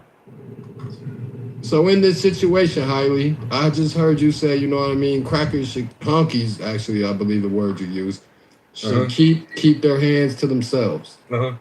So you justify Carmelo stabbing that boy because he ain't keep it. So in this situation, he said these black teens were trying to hijack his car. I don't So believe do you feel you should, I would think you would have the same stance as you would with Carmelo. Now, if the story is true, if anybody, no matter what race, color, tries to rob you, hijack your car, put your life in danger, you should be able to defend yourself. I appreciate that transparency. So he was justified in killing the young black teens. I don't believe we're not. That's not what we're litigating. That's what happened.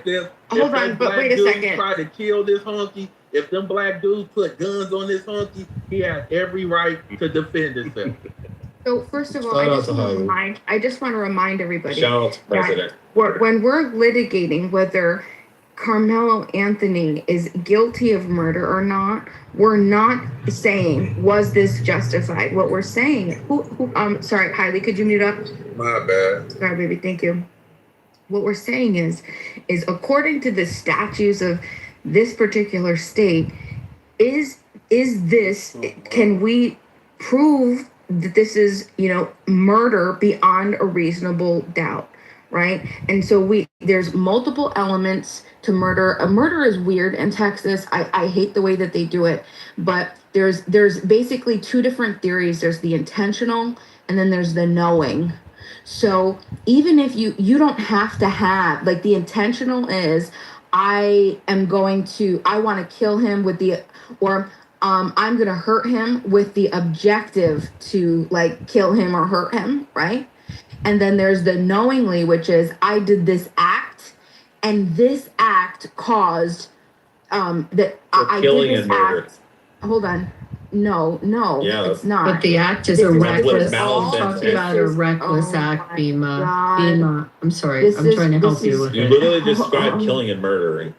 Oh, but this is under murder statute, because remember we're talking about this statute of murder in the state of Texas. Okay, so when it has its penal code and it explains what murder is, you have to look at that. Okay, so first, Penal Code 19.02, you have to prove the 5 elements, which is 1, the defendant engaged in the conduct. We know that, true. 2, the person died. True. We know that for a fact. 3, the defendant's conduct caused the person to die. We know that for a fact. Now, 4, this is where we get into the nitty gritty. This is that they either intentionally caused the death or they knowingly caused the death. And then the fifth is every element has to be proven beyond a reasonable doubt. So when they say intentionally, Texas Penal Code defines intentionally as the conscious objective, that it was that I wanted this person to die. So there's no way that the state is going to be able to prove that beyond a reasonable doubt. There's nothing that happened. The first 3 just described killing. The last 2 described murder. Okay, the first 3, correct. Yeah, they're calling both of them murder. But the thing is, any other person logically would look at this and show the first 3 saying killing, and the final 2 are showing murder, malice or intent.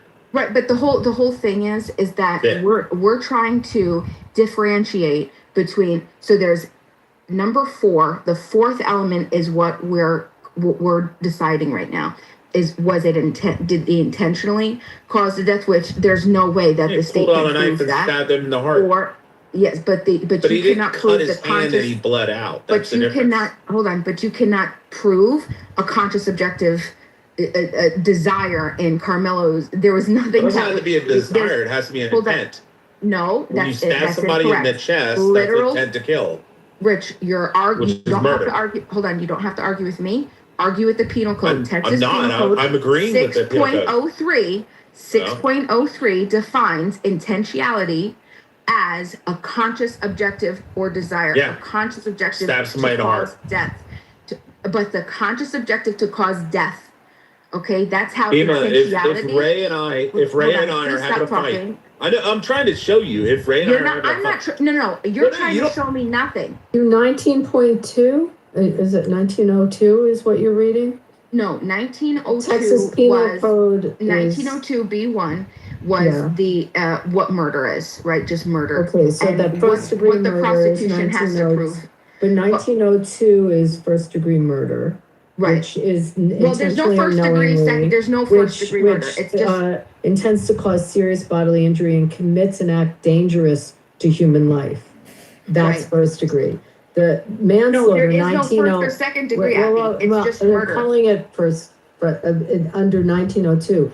1904 is is causing a death recklessly. So that's like if you use your automobile or you have a situation that's a reckless situation, that you were aware of the substantial or unjustifiable risk, but you consciously disregarded it.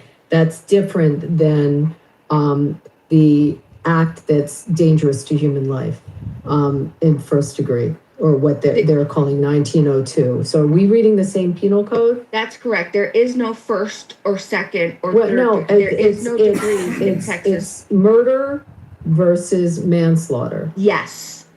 Okay, Right. so in manslaughter, it's when you cause a death, in most states, it's when you cause a death recklessly. So that would be reckless behavior and doing something that you know could be dangerous to human life. Yes. And you have a reckless disregard, or a wanton is another legal term that's used often, wanton disregard. Yes. But that's different than the definition of murder, which fit this set of facts, which was the intent to cause serious bodily harm, which is what Rich just said. He didn't stab him in the hand, he stabbed him in the heart. He didn't stab him in the leg or the arm. It was in the heart, which is the intent when you stab in the heart to cause serious bodily harm. So that's where we disagree. Argument. Right. Well, So that's whether you and I agree or not, that's what the jury was charged with. The different types of deaths of murder or manslaughter, and the jury took the facts and determined that it fit the elements of 1902. Yeah, and that's what that's what I'm really pushing back. So for murder, in order to be charged with murder, not manslaughter, not homicide, nothing else, murder in the state of Texas, you have to prove those 5 elements that I said. And the 4th element is either the intentionality or knowingly. It's either one. You can be charged knowingly. If it intentional is, my objective is to cause this person to die. That's murder. But also in the state of Texas, you can also be charged with murder if you say, I didn't want this person to die, but what I did reasonably caused them to die. So that is what they... Okay, well, let me try another legal way with you. The thing speaks for itself. Res ipsa loquitur, okay? The fact that he took a knife and plunged it into someone's heart, it speaks for itself. That act is, in most logical minds, a knowing act to cause death. Well, the knowing, so that's those are, so this is where I'm going to it's a back. knowing, and Right. they determined he had the intent, and he formed the intent. No. And that's what the jury came out with the facts. But isn't it the thing speak for itself? If you put a knife and you plunge it into someone's heart, the probability of death is pretty good, right? So that's what I'm saying. You don't have to have Res ipsa intentionality. loquitur, that's the legal. But what I'm saying is you don't have to have intentionality and knowingly. You can have either or. They did not prove intentionality with Carmelo Anthony. They charged him with murder under the knowingly, under the definition of knowingly. And what I'm saying is that there's no way they absolutely didn't prove under intentionality. The knowingly now, and this is what's interesting, is I feel that there is enough evidence to cause enough of a gray area to say there is too much here to say that he is defending himself. The way that this stab happened, just the fact that it was one stab, the way that it was out and in, and he went away, like he It went, was in the heart. It was in the heart. It was, but it went from but it wasn't like I'm taking a knife in my hand, I'm going to put it over my head and stab downward into the heart, right? Like that other guy. Well, you could laugh, but there was a guy that did this in 2003, and he was also put away for 35 years. His name was Jason something. You could look up the case. They were at a bar. What's your argument, Bima? What are you trying to say? My argument the is this guy projection of the Jason, knife gives you doubt? Oh, absolutely, because that's what they said. It's either defensive or it's an attack. It is, I'm going to stab you because I want you to die, or it is a defensive thing where it was. But it would be disproportionate force, even if it was a defensive act. It's still disproportionate, and it's knowing that the heart is the organ that creates it being destroyed will cause death. And I mean I'm missing what you're saying. So the fact that it was the heart, and this is the last thing that I'm going to say. Hold on one second, Heidi. You in the heart. Heidi, just one more second. So the only other thing is this is why I would really have loved for Carmelo Anthony to testify, is because when this whole thing happened, you have this really tall kid who's really big, and you see that there are multiple people around him. There was somebody to the left of Austin and somebody to the right of Austin. You see that in the video, okay? So when Carmelo is sitting down in a sitting position, I would love for the state to prove, like, how would you prove that he intentionally targeted the heart versus trying to get away from him, because it was a scuffle to get away, and he pulled away, he pulled to the right, he pulled out the same way that the knife had gone in. The knife was going in the same way he was trying to flee away. So how is it that when you're in a scuffle, right, and this is my point, I just think that there's no way to prove that he targeted it or he didn't target it. But that's what I'm saying. You have to prove beyond a reasonable doubt that these were the intentions, and I just don't think that it's there. I so disagree with you on this. Right, I think this is the thing, Beamer. I think. Hold on, D. I'll let you go. I just have to let the room know. I have confirmed the article. President was not capping. He shot somebody that tried to rob his car in Webster Groves. It's 100% factual. He killed a nigga. That's all. One mic on D. Go ahead, man. All right, thanks, man. All right, so what I was gonna say, so Beamer, you're correct though, right? But this is the thing though, like you just read the statute, they could also charge him under knowingly, and that's what they don't need the intent part of it, right? In some states, when you do like an ag assault, right, and somebody died, you could be charged with murder. You don't intend to kill them, all right, but you get into a scuffle, use a deadly weapon, and they died. Yes, Okay. yes, that's what I was arguing, Justy, under the knowingly. Right. So under the knowingly, you should be charged. So that's what it did in this particular case, right? All right. So many other states, they have like degrees, all right, so they could probably like do it by degrees, right? But at the end of the day, right, it still constantly boils down to the same thing. Hey, man, my bad, D, but I was just thinking about it, man. Hey, President, man, put in an application, man, for the President House, Trump House, the shooter's position. You know what I mean? We could definitely use some snipers. Put in an application, gang. Hit my DMs. Go ahead, D.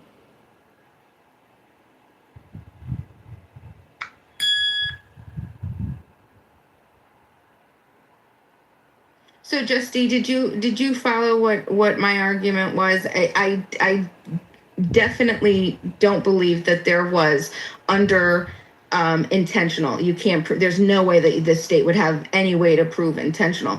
But specifically, the second, the knowingly, that's my whole thing. Is you still need the under knowingly. You need the intent to cause serious bodily injury, plus the dangerous act, plus the death. And what I'm arguing is that in that moment, you need to prove to me that he intentionally targeted and tried to stab Austin in the heart, to that's what he was going out of, going towards, versus him trying to get away. And in the way that the knife went into the heart, the area that it was from outside towards in, and it was lateral, it causes, and what I'm saying, and this is the last thing I'm going to say, is that it causes there is reasonable doubt now. There's no reasonable doubt. What about the text messages? Yeah, I mean, Bieber just brings up, now you have the additional information that'll come up in the next trial that shows that he had the intent and he had formed intent to stab. Well, But you're also missing another element, Bima. Do you think that he forfeited his right of stand your ground because he committed a crime by bringing the knife onto the school property? And under Texas law, you forfeit the stand your ground. I mean, the judge cut him a break and still gave the instruction to the jury of self-defense, but there was an argument that he may have forfeited that under Texas law. No, they called a police officer, legal, to explain that it was against policy, but it was not illegal because of the size of the knife. So it was just for clarity, they called specifically to to testify whether it was legal or not, to ask that question. And I think Bima is onto something here. I'm just gonna say that, but I think what happened in this first trial, right? I don't think it's right, because the only way you can prove what you're trying to argue, Bima, they would have to get an expert, right? If they had an expert to actually prove that, maybe that might help Camelo answer it, right? The way the knife went into the body, it wasn't intentional. I mean, that could be an argument the defense could make if they get a new trial, right? But my whole point was they could easily have charged him with the same murder charge, even without him intending under the knowing charge.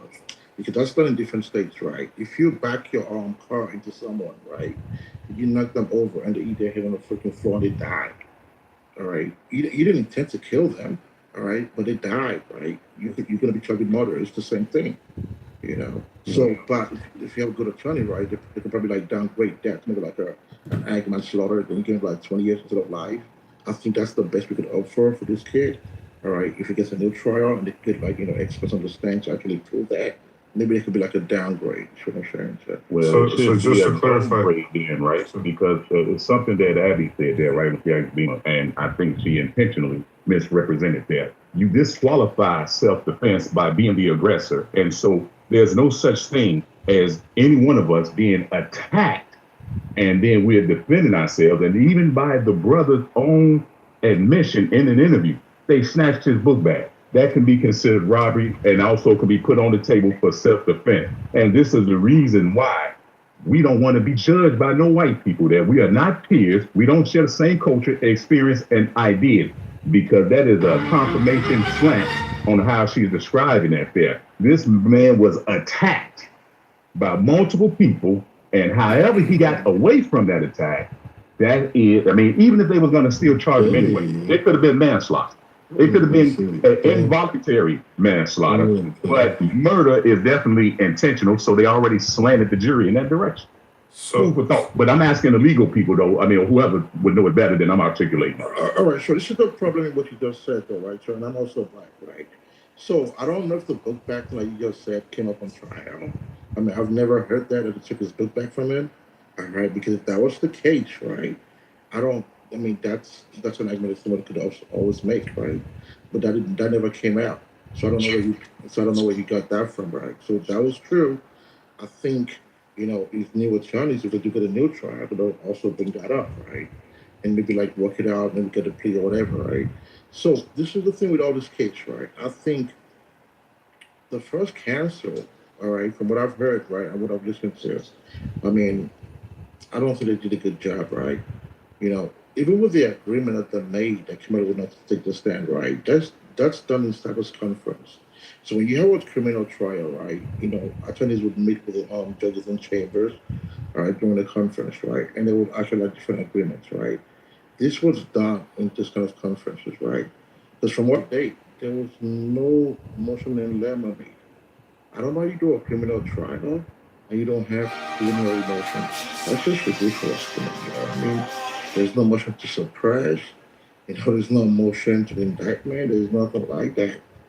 I mean, that's just ridiculous, you know. I don't know what like make the attorney not do all that. I mean, you might lose those things, right? But at least to try.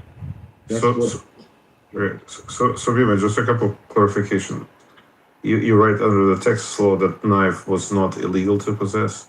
However, under the Frisco, I think that's what ISD, it was illegal for him to possess that weapon on those premises. And so also intentionality does not require, like when you talk about premeditated, it doesn't require it being like a day before or thinking about it, what you're doing. In the moment, attacking somebody with a deadly weapon with an intent of hurting them, that is intentional. See, this is another reason for the double. Amber Geiger got 10 years for shooting Bolton John in his apartment. 10 years now. And these are the double standards and the hypocrisy of America. Everybody want to try to water this shit down. They had no business approaching Carmelo Anthony. We're not going to let y'all run past that there. And now, these are football players, by the way. Then for the judge in the court not to allow the bullying nature of these boys, even beating their own father ass, and allegedly, and putting him in that sling that he was in. So these type of characteristics of what Carmelo was the threat he's facing. You 225, 250 pounds, and it's two of you. So now you over 400 pounds. He with a $150. No, y'all not gonna spend that. Corey, man, hold on. Let me talk to this. Didn't weigh that much, and he weighed more. Welcome to the room, Corey, man. Stick around, man. But what I want to say is, man, what's wrong with him running, coming back, and getting his niggas, and then confronting Austin, or just catching that fade, man? Like, what was wrong with those two options right there? I agree. Run a friendly fade. Why fucking stab somebody? Run a friendly fade. I think that was those are the things question that was for Corey, but oh, I'm sorry. No, I apologize. Go ahead. That's in the heat of the moment, that's what they tell us. Police have a split-second decision, and then they unalive people. But in the heat of the moment, he's already approached. He's already surrounded. He's already outmanned and outgunned. No pun intended. Where was he surrounded, Corey? There's only one guy there. And he was asked 15 times. Corey, man. Y'all are not Corey. If y'all want me to start addressing y'all like niggas, I want to hear from Corey, please. Yeah. Now, what was the motivation for? Now, if y'all know each other, y'all go to the same school. Yeah, you go into the bathroom or you go into the locker room. Yeah. Then, if y'all got a legitimate reason, then you go ahead. But now, according to the narrative that we was given, this is over. Remind me of some Rosa Parks type shit there. Get up out the seat, nigga. And hey, that ain't our spirit. So I don't think that they gave him that option. It was not just no one person. Remember the brother there, and there was a friend. If y'all saw the video, it was blurry, whatever. But there was still at least three of them that came and approached him there. So, hey, that also would apply to, hey, there ain't no one-on-one catch the fade. No, they ain't come like that. They was gonna jump him. But he was gonna jump him. If that opportunity would have been there, y'all go in the bathroom, win, lose, or draw, leave it there, man to man. That's okay, but that wasn't an option. Thank you, Corey. One mic on Beamer. Oh no, I appreciate it and I apologize. I didn't mean to jump in there, Corey. The one thing that I wanted to say was I hope that this is clear. I don't want anybody to think that I'm advocating for anything. I'm advocating that a stab is the way to handle something like this. Yeah, I could definitely say Carmelo Anthony is guilty of a lot of things. Definitely no emotional management, low emotional maturity, basically no conflict mitigation or resolution skills, none whatsoever. There's there's an infinite number of ways that he could have handled that. But when we're litigating something like this, we're not saying all of the adjacent possibles of what he possibly could have done, right? That's not what we're looking at. What we're looking at is in the moment when it did happen with this very specific person who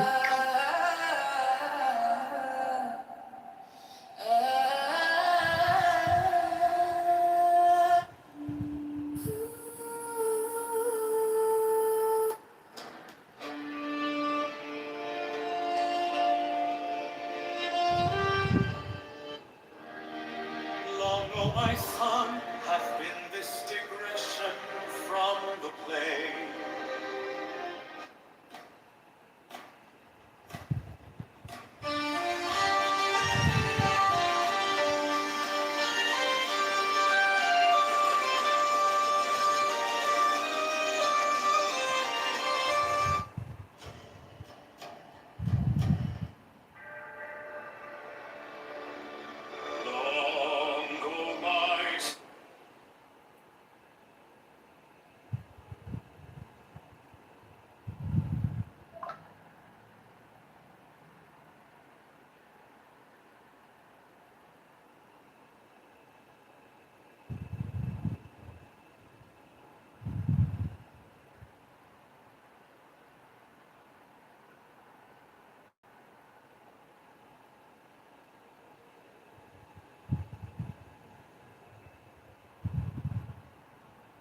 Song hath been this digression from the play.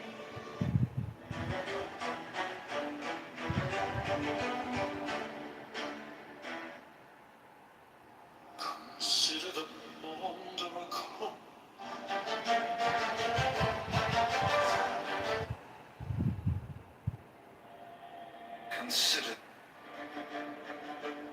Consider the bond. Consider the bond of a cold climate.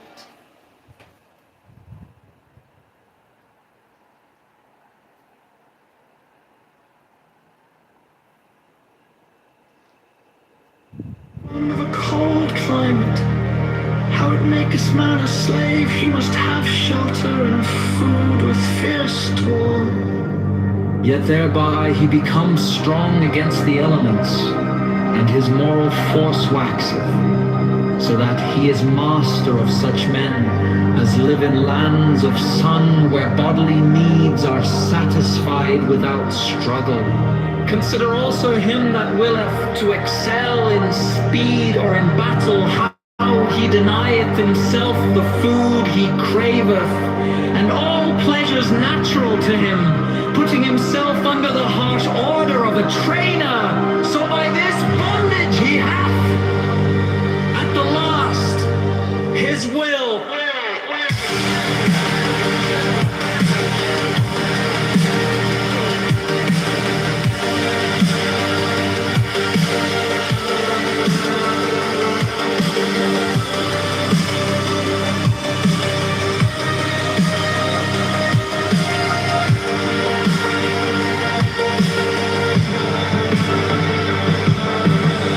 Now then the one by natural, and the other by voluntary, restriction have come each to greater liberty. This is also a general law of biology, for all development is structuralization, that is, a limitation and specialization of an originally indeterminate protoplasm, which latter may therefore be called free in the definition of a pedant.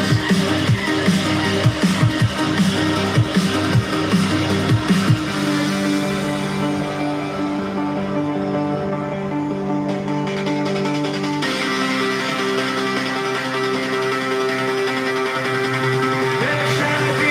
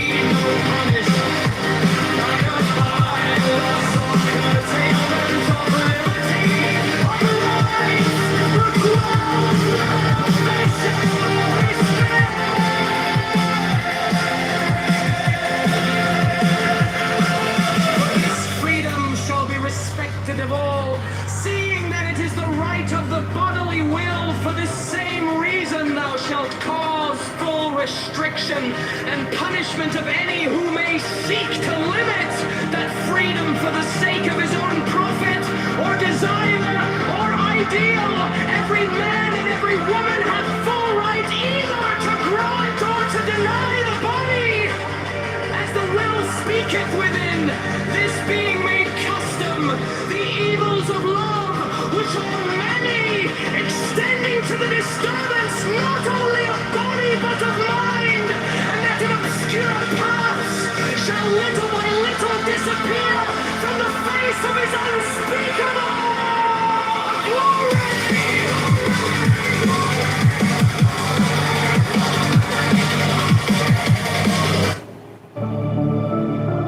Understand, first the preservers of the peace of mankind do so by reason of their ignorance of their own true wills. Therefore, as this wisdom of mine increaseth among mankind, the false will to crime must become constantly more rare. Also, the exercise of our freedom will cause men to be born with less and ever less affliction from the disease of spirit which breedeth these false wills. But in the while of waiting for this perfection, thou must by law assure to every man a means of satisfying his bodily and his mental needs, leaving him free to develop any superstructure in accordance with his will, and protecting him from any that may seek to deprive him of these vertebral rights. There shall be, therefore, a standard of satisfaction, though it must vary in detail with race, climate, and other such conditions. And this standard shall be based upon a large interpretation of facts biological, physiological, and then they... Hello?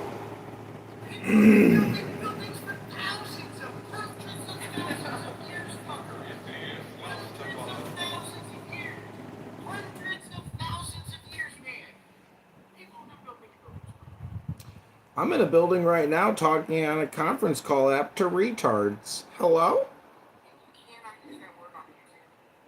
Okay, don't you want to?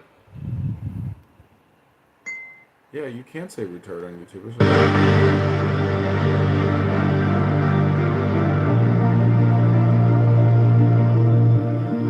Do not think then that by non-action thou dost follow the way of the tongue. For thy nature is action, and by hindering the discharge of thy potential thou dost perpetuate and aggravate the stress. If thou ease not nature, she will bring thee to disease free. Therefore every function of thy body and of every other part of thee according to its true will. This also is most necessary, that thou discover that true will in every case.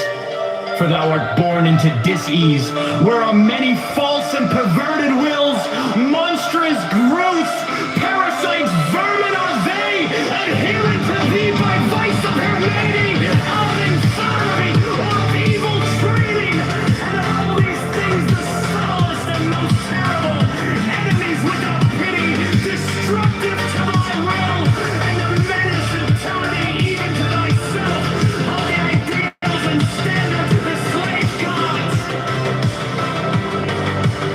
False religion, false ethics, even false science.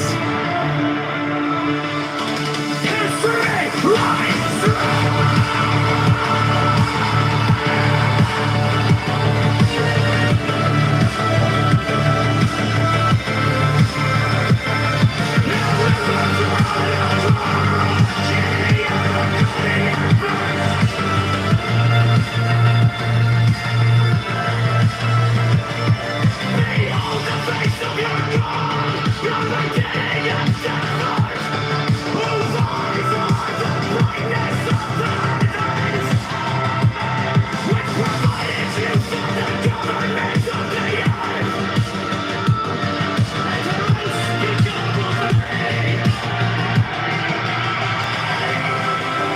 And again, let there be no creature upon her or within her the same. All her members let them differ in their qualities, and let there be no creature equal with another. Here also is the voice of true science, crying aloud, delineation is the key of evolution, thereunto art cometh the third, perceiving beauty in the harmony of the diverse.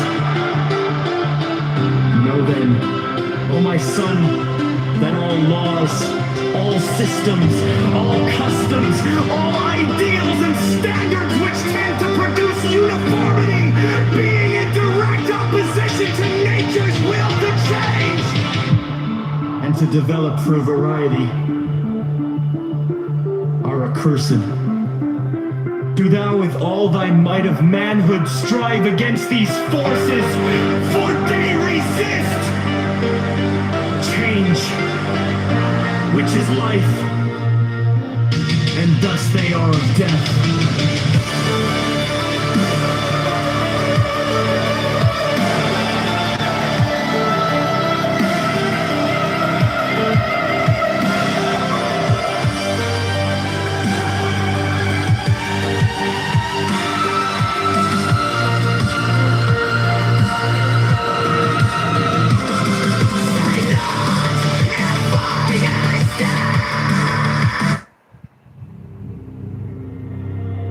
Consider the bond of a cold climate, how it maketh man a slave. He must have shelter and food with fierce toil, yet thereby he becomes strong against the elements, and his moral force waxeth, so that he is master of such men as live in lands of sun, where bodily needs are satisfied without struggle.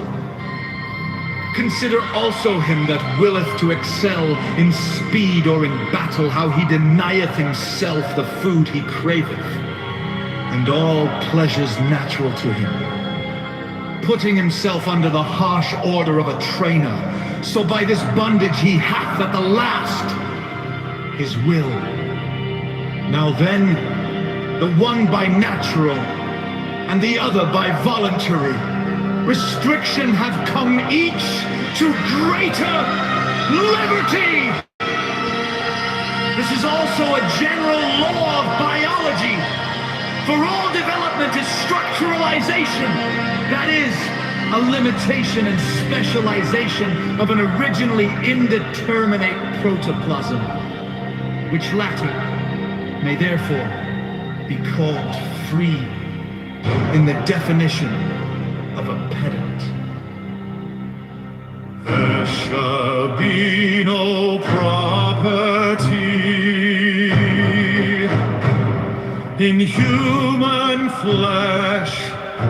Every man and every woman hath right. Indefeasible to give the body for the enjoyment of any other.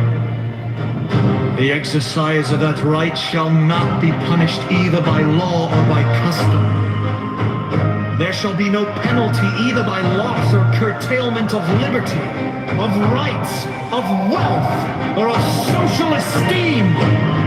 But this freedom shall be respected of all, seeing that it is the right of the bodily will. For the same reason thou shalt cause full restriction and punishment of any who may seek to limit that freedom for the sake of his own profit, or desire, or ideal. Every man and every woman have full right either to grant or to deny the body, as the will speaketh within. This being made custom, the evils of love which are many, extending to the disturbance not only of body but of mind, and that in obscure paths shall little by little disappear from the face of his unspeakable glory. So let out the child of mine own bowels, how shall I write to thee concerning children? For herein is the Gordian knot in our whole rope of wisdom, and it may not be severed by sword. Nor the greater now and sound of the truth.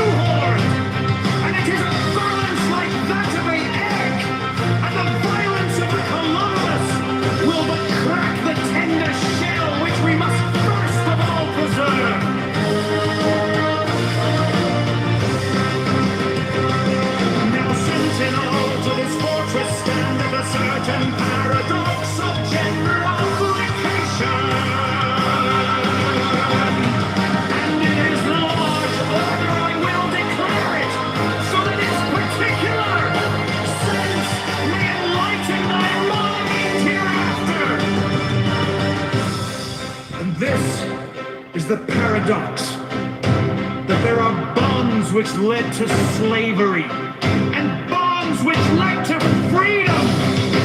All we are bound in many fetters by environs, and it is for ourselves in great part to determine whether they shall enslave us or emancipate us. And I will make clear this thesis to thee by the way of illustration.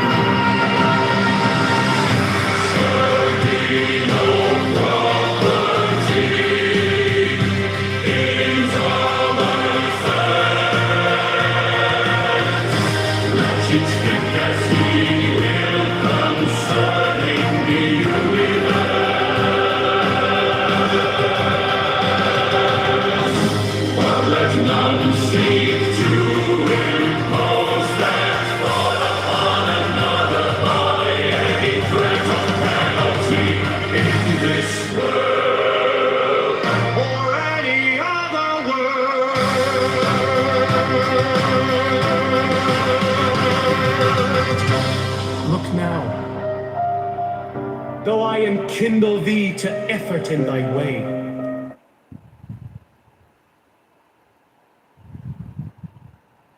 to a few seconds of intent and the thought process. That's what this entire case is hinging on. And I'm saying that in those couple seconds, in those 2 or 3 seconds of human perception and intent, there's no way. yet it is the way of thy will. And I say not even that thou dost well to haste therein, for the whole matter lieth in thy will. And to force thyself against thy nature would be an obstacle to thy passage. But if I urge thee to run, well, this race as an athlete, it is because I have perceived in thy nature that fierce lust and mighty concentration in that will. And I write this letter unto thee, knowing well that thou wilt rejoice exceedingly therein, since it's an expression of thine own will.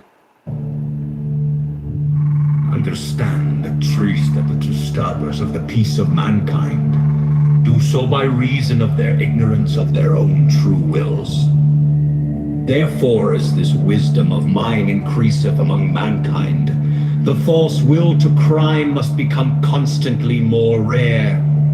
Also, the exercise of our freedom will cause men to be born with less and ever less affliction from that dis-ease of spirit which breedeth these false wills.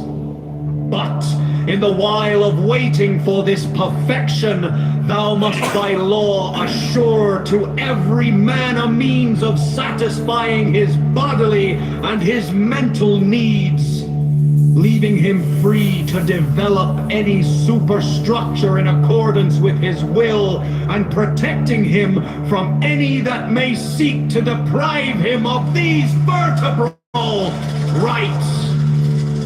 There shall be therefore a standard of satisfaction, though it must vary in detail with race, climate, and other such conditions.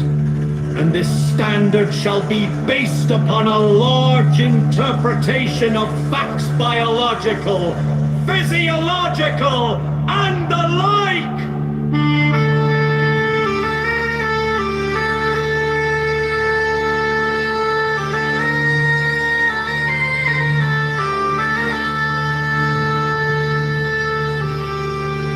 Do not think then that by non-action thou dost follow the way of the Tao, for thy nature is action, and by hindering the discharge of thy potential thou dost perpetuate and aggravate the stress. If thou ease not nature, she will bring thee to dis-ease. Free. Therefore, every function of thy body and of every other part of thee, according to its true will. This also is most necessary, that thou discover that true will in every case, for thou art born into dis-ease. Where are many false and perverted wills, monstrous grooves, parasites, vermin are they, adherent to thee by vice of heredity, or of environment, or of evil training. And of all these things the subtlest and most terrible, enemies without pity, destructive to thy will, and a menace and tyranny even to thyself, are the ideals and standards of the slave gods. False religion, false ethics, even false science!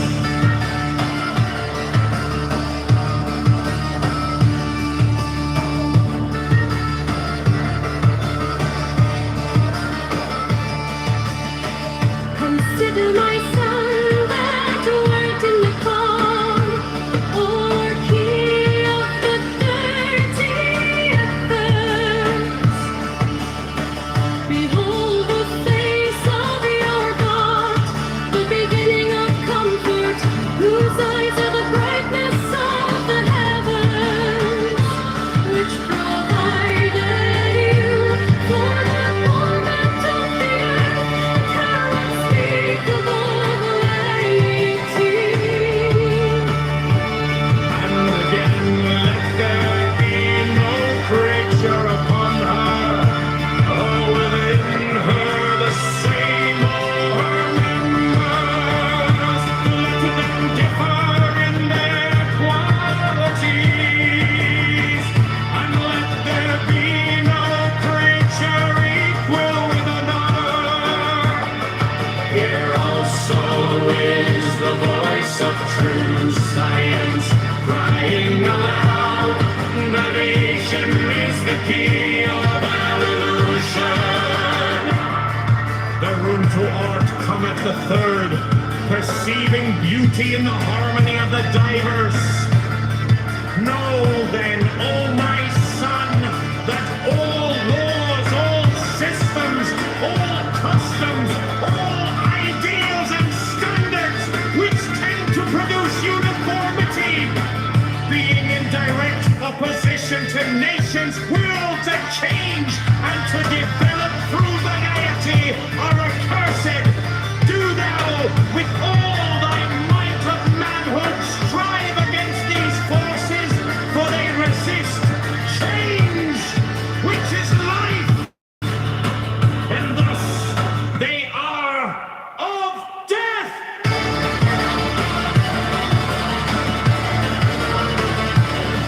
Save the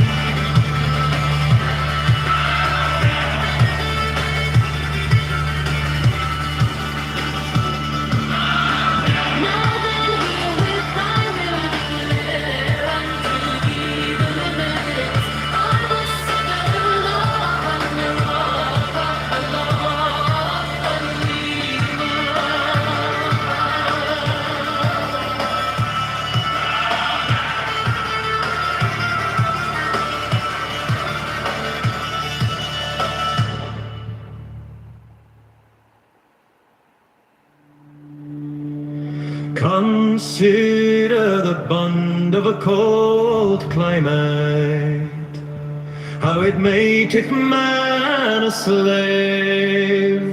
He must have shelter and food with fierce toil, yet thereby he becomes strong against the elements, and his moral force waxeth, so that he is master of such men as live in lands of sun, where bodily needs are satisfied without struggle. Consider also him that willeth to excel in speed or in battle, how he denieth himself the food he craveth, and all pleasures natural to him, putting himself under the harsh order of a trainer. So by this bondage he hath, at the last, his will. Now then, the one by natural, and the other by voluntary restriction have come each to greater liberty. This is also a general law of biology. For all development is structuralization. That is a limitation and specialization of an originally indeterminate protoplasm, which latter may therefore be called free in the definition of a pedant.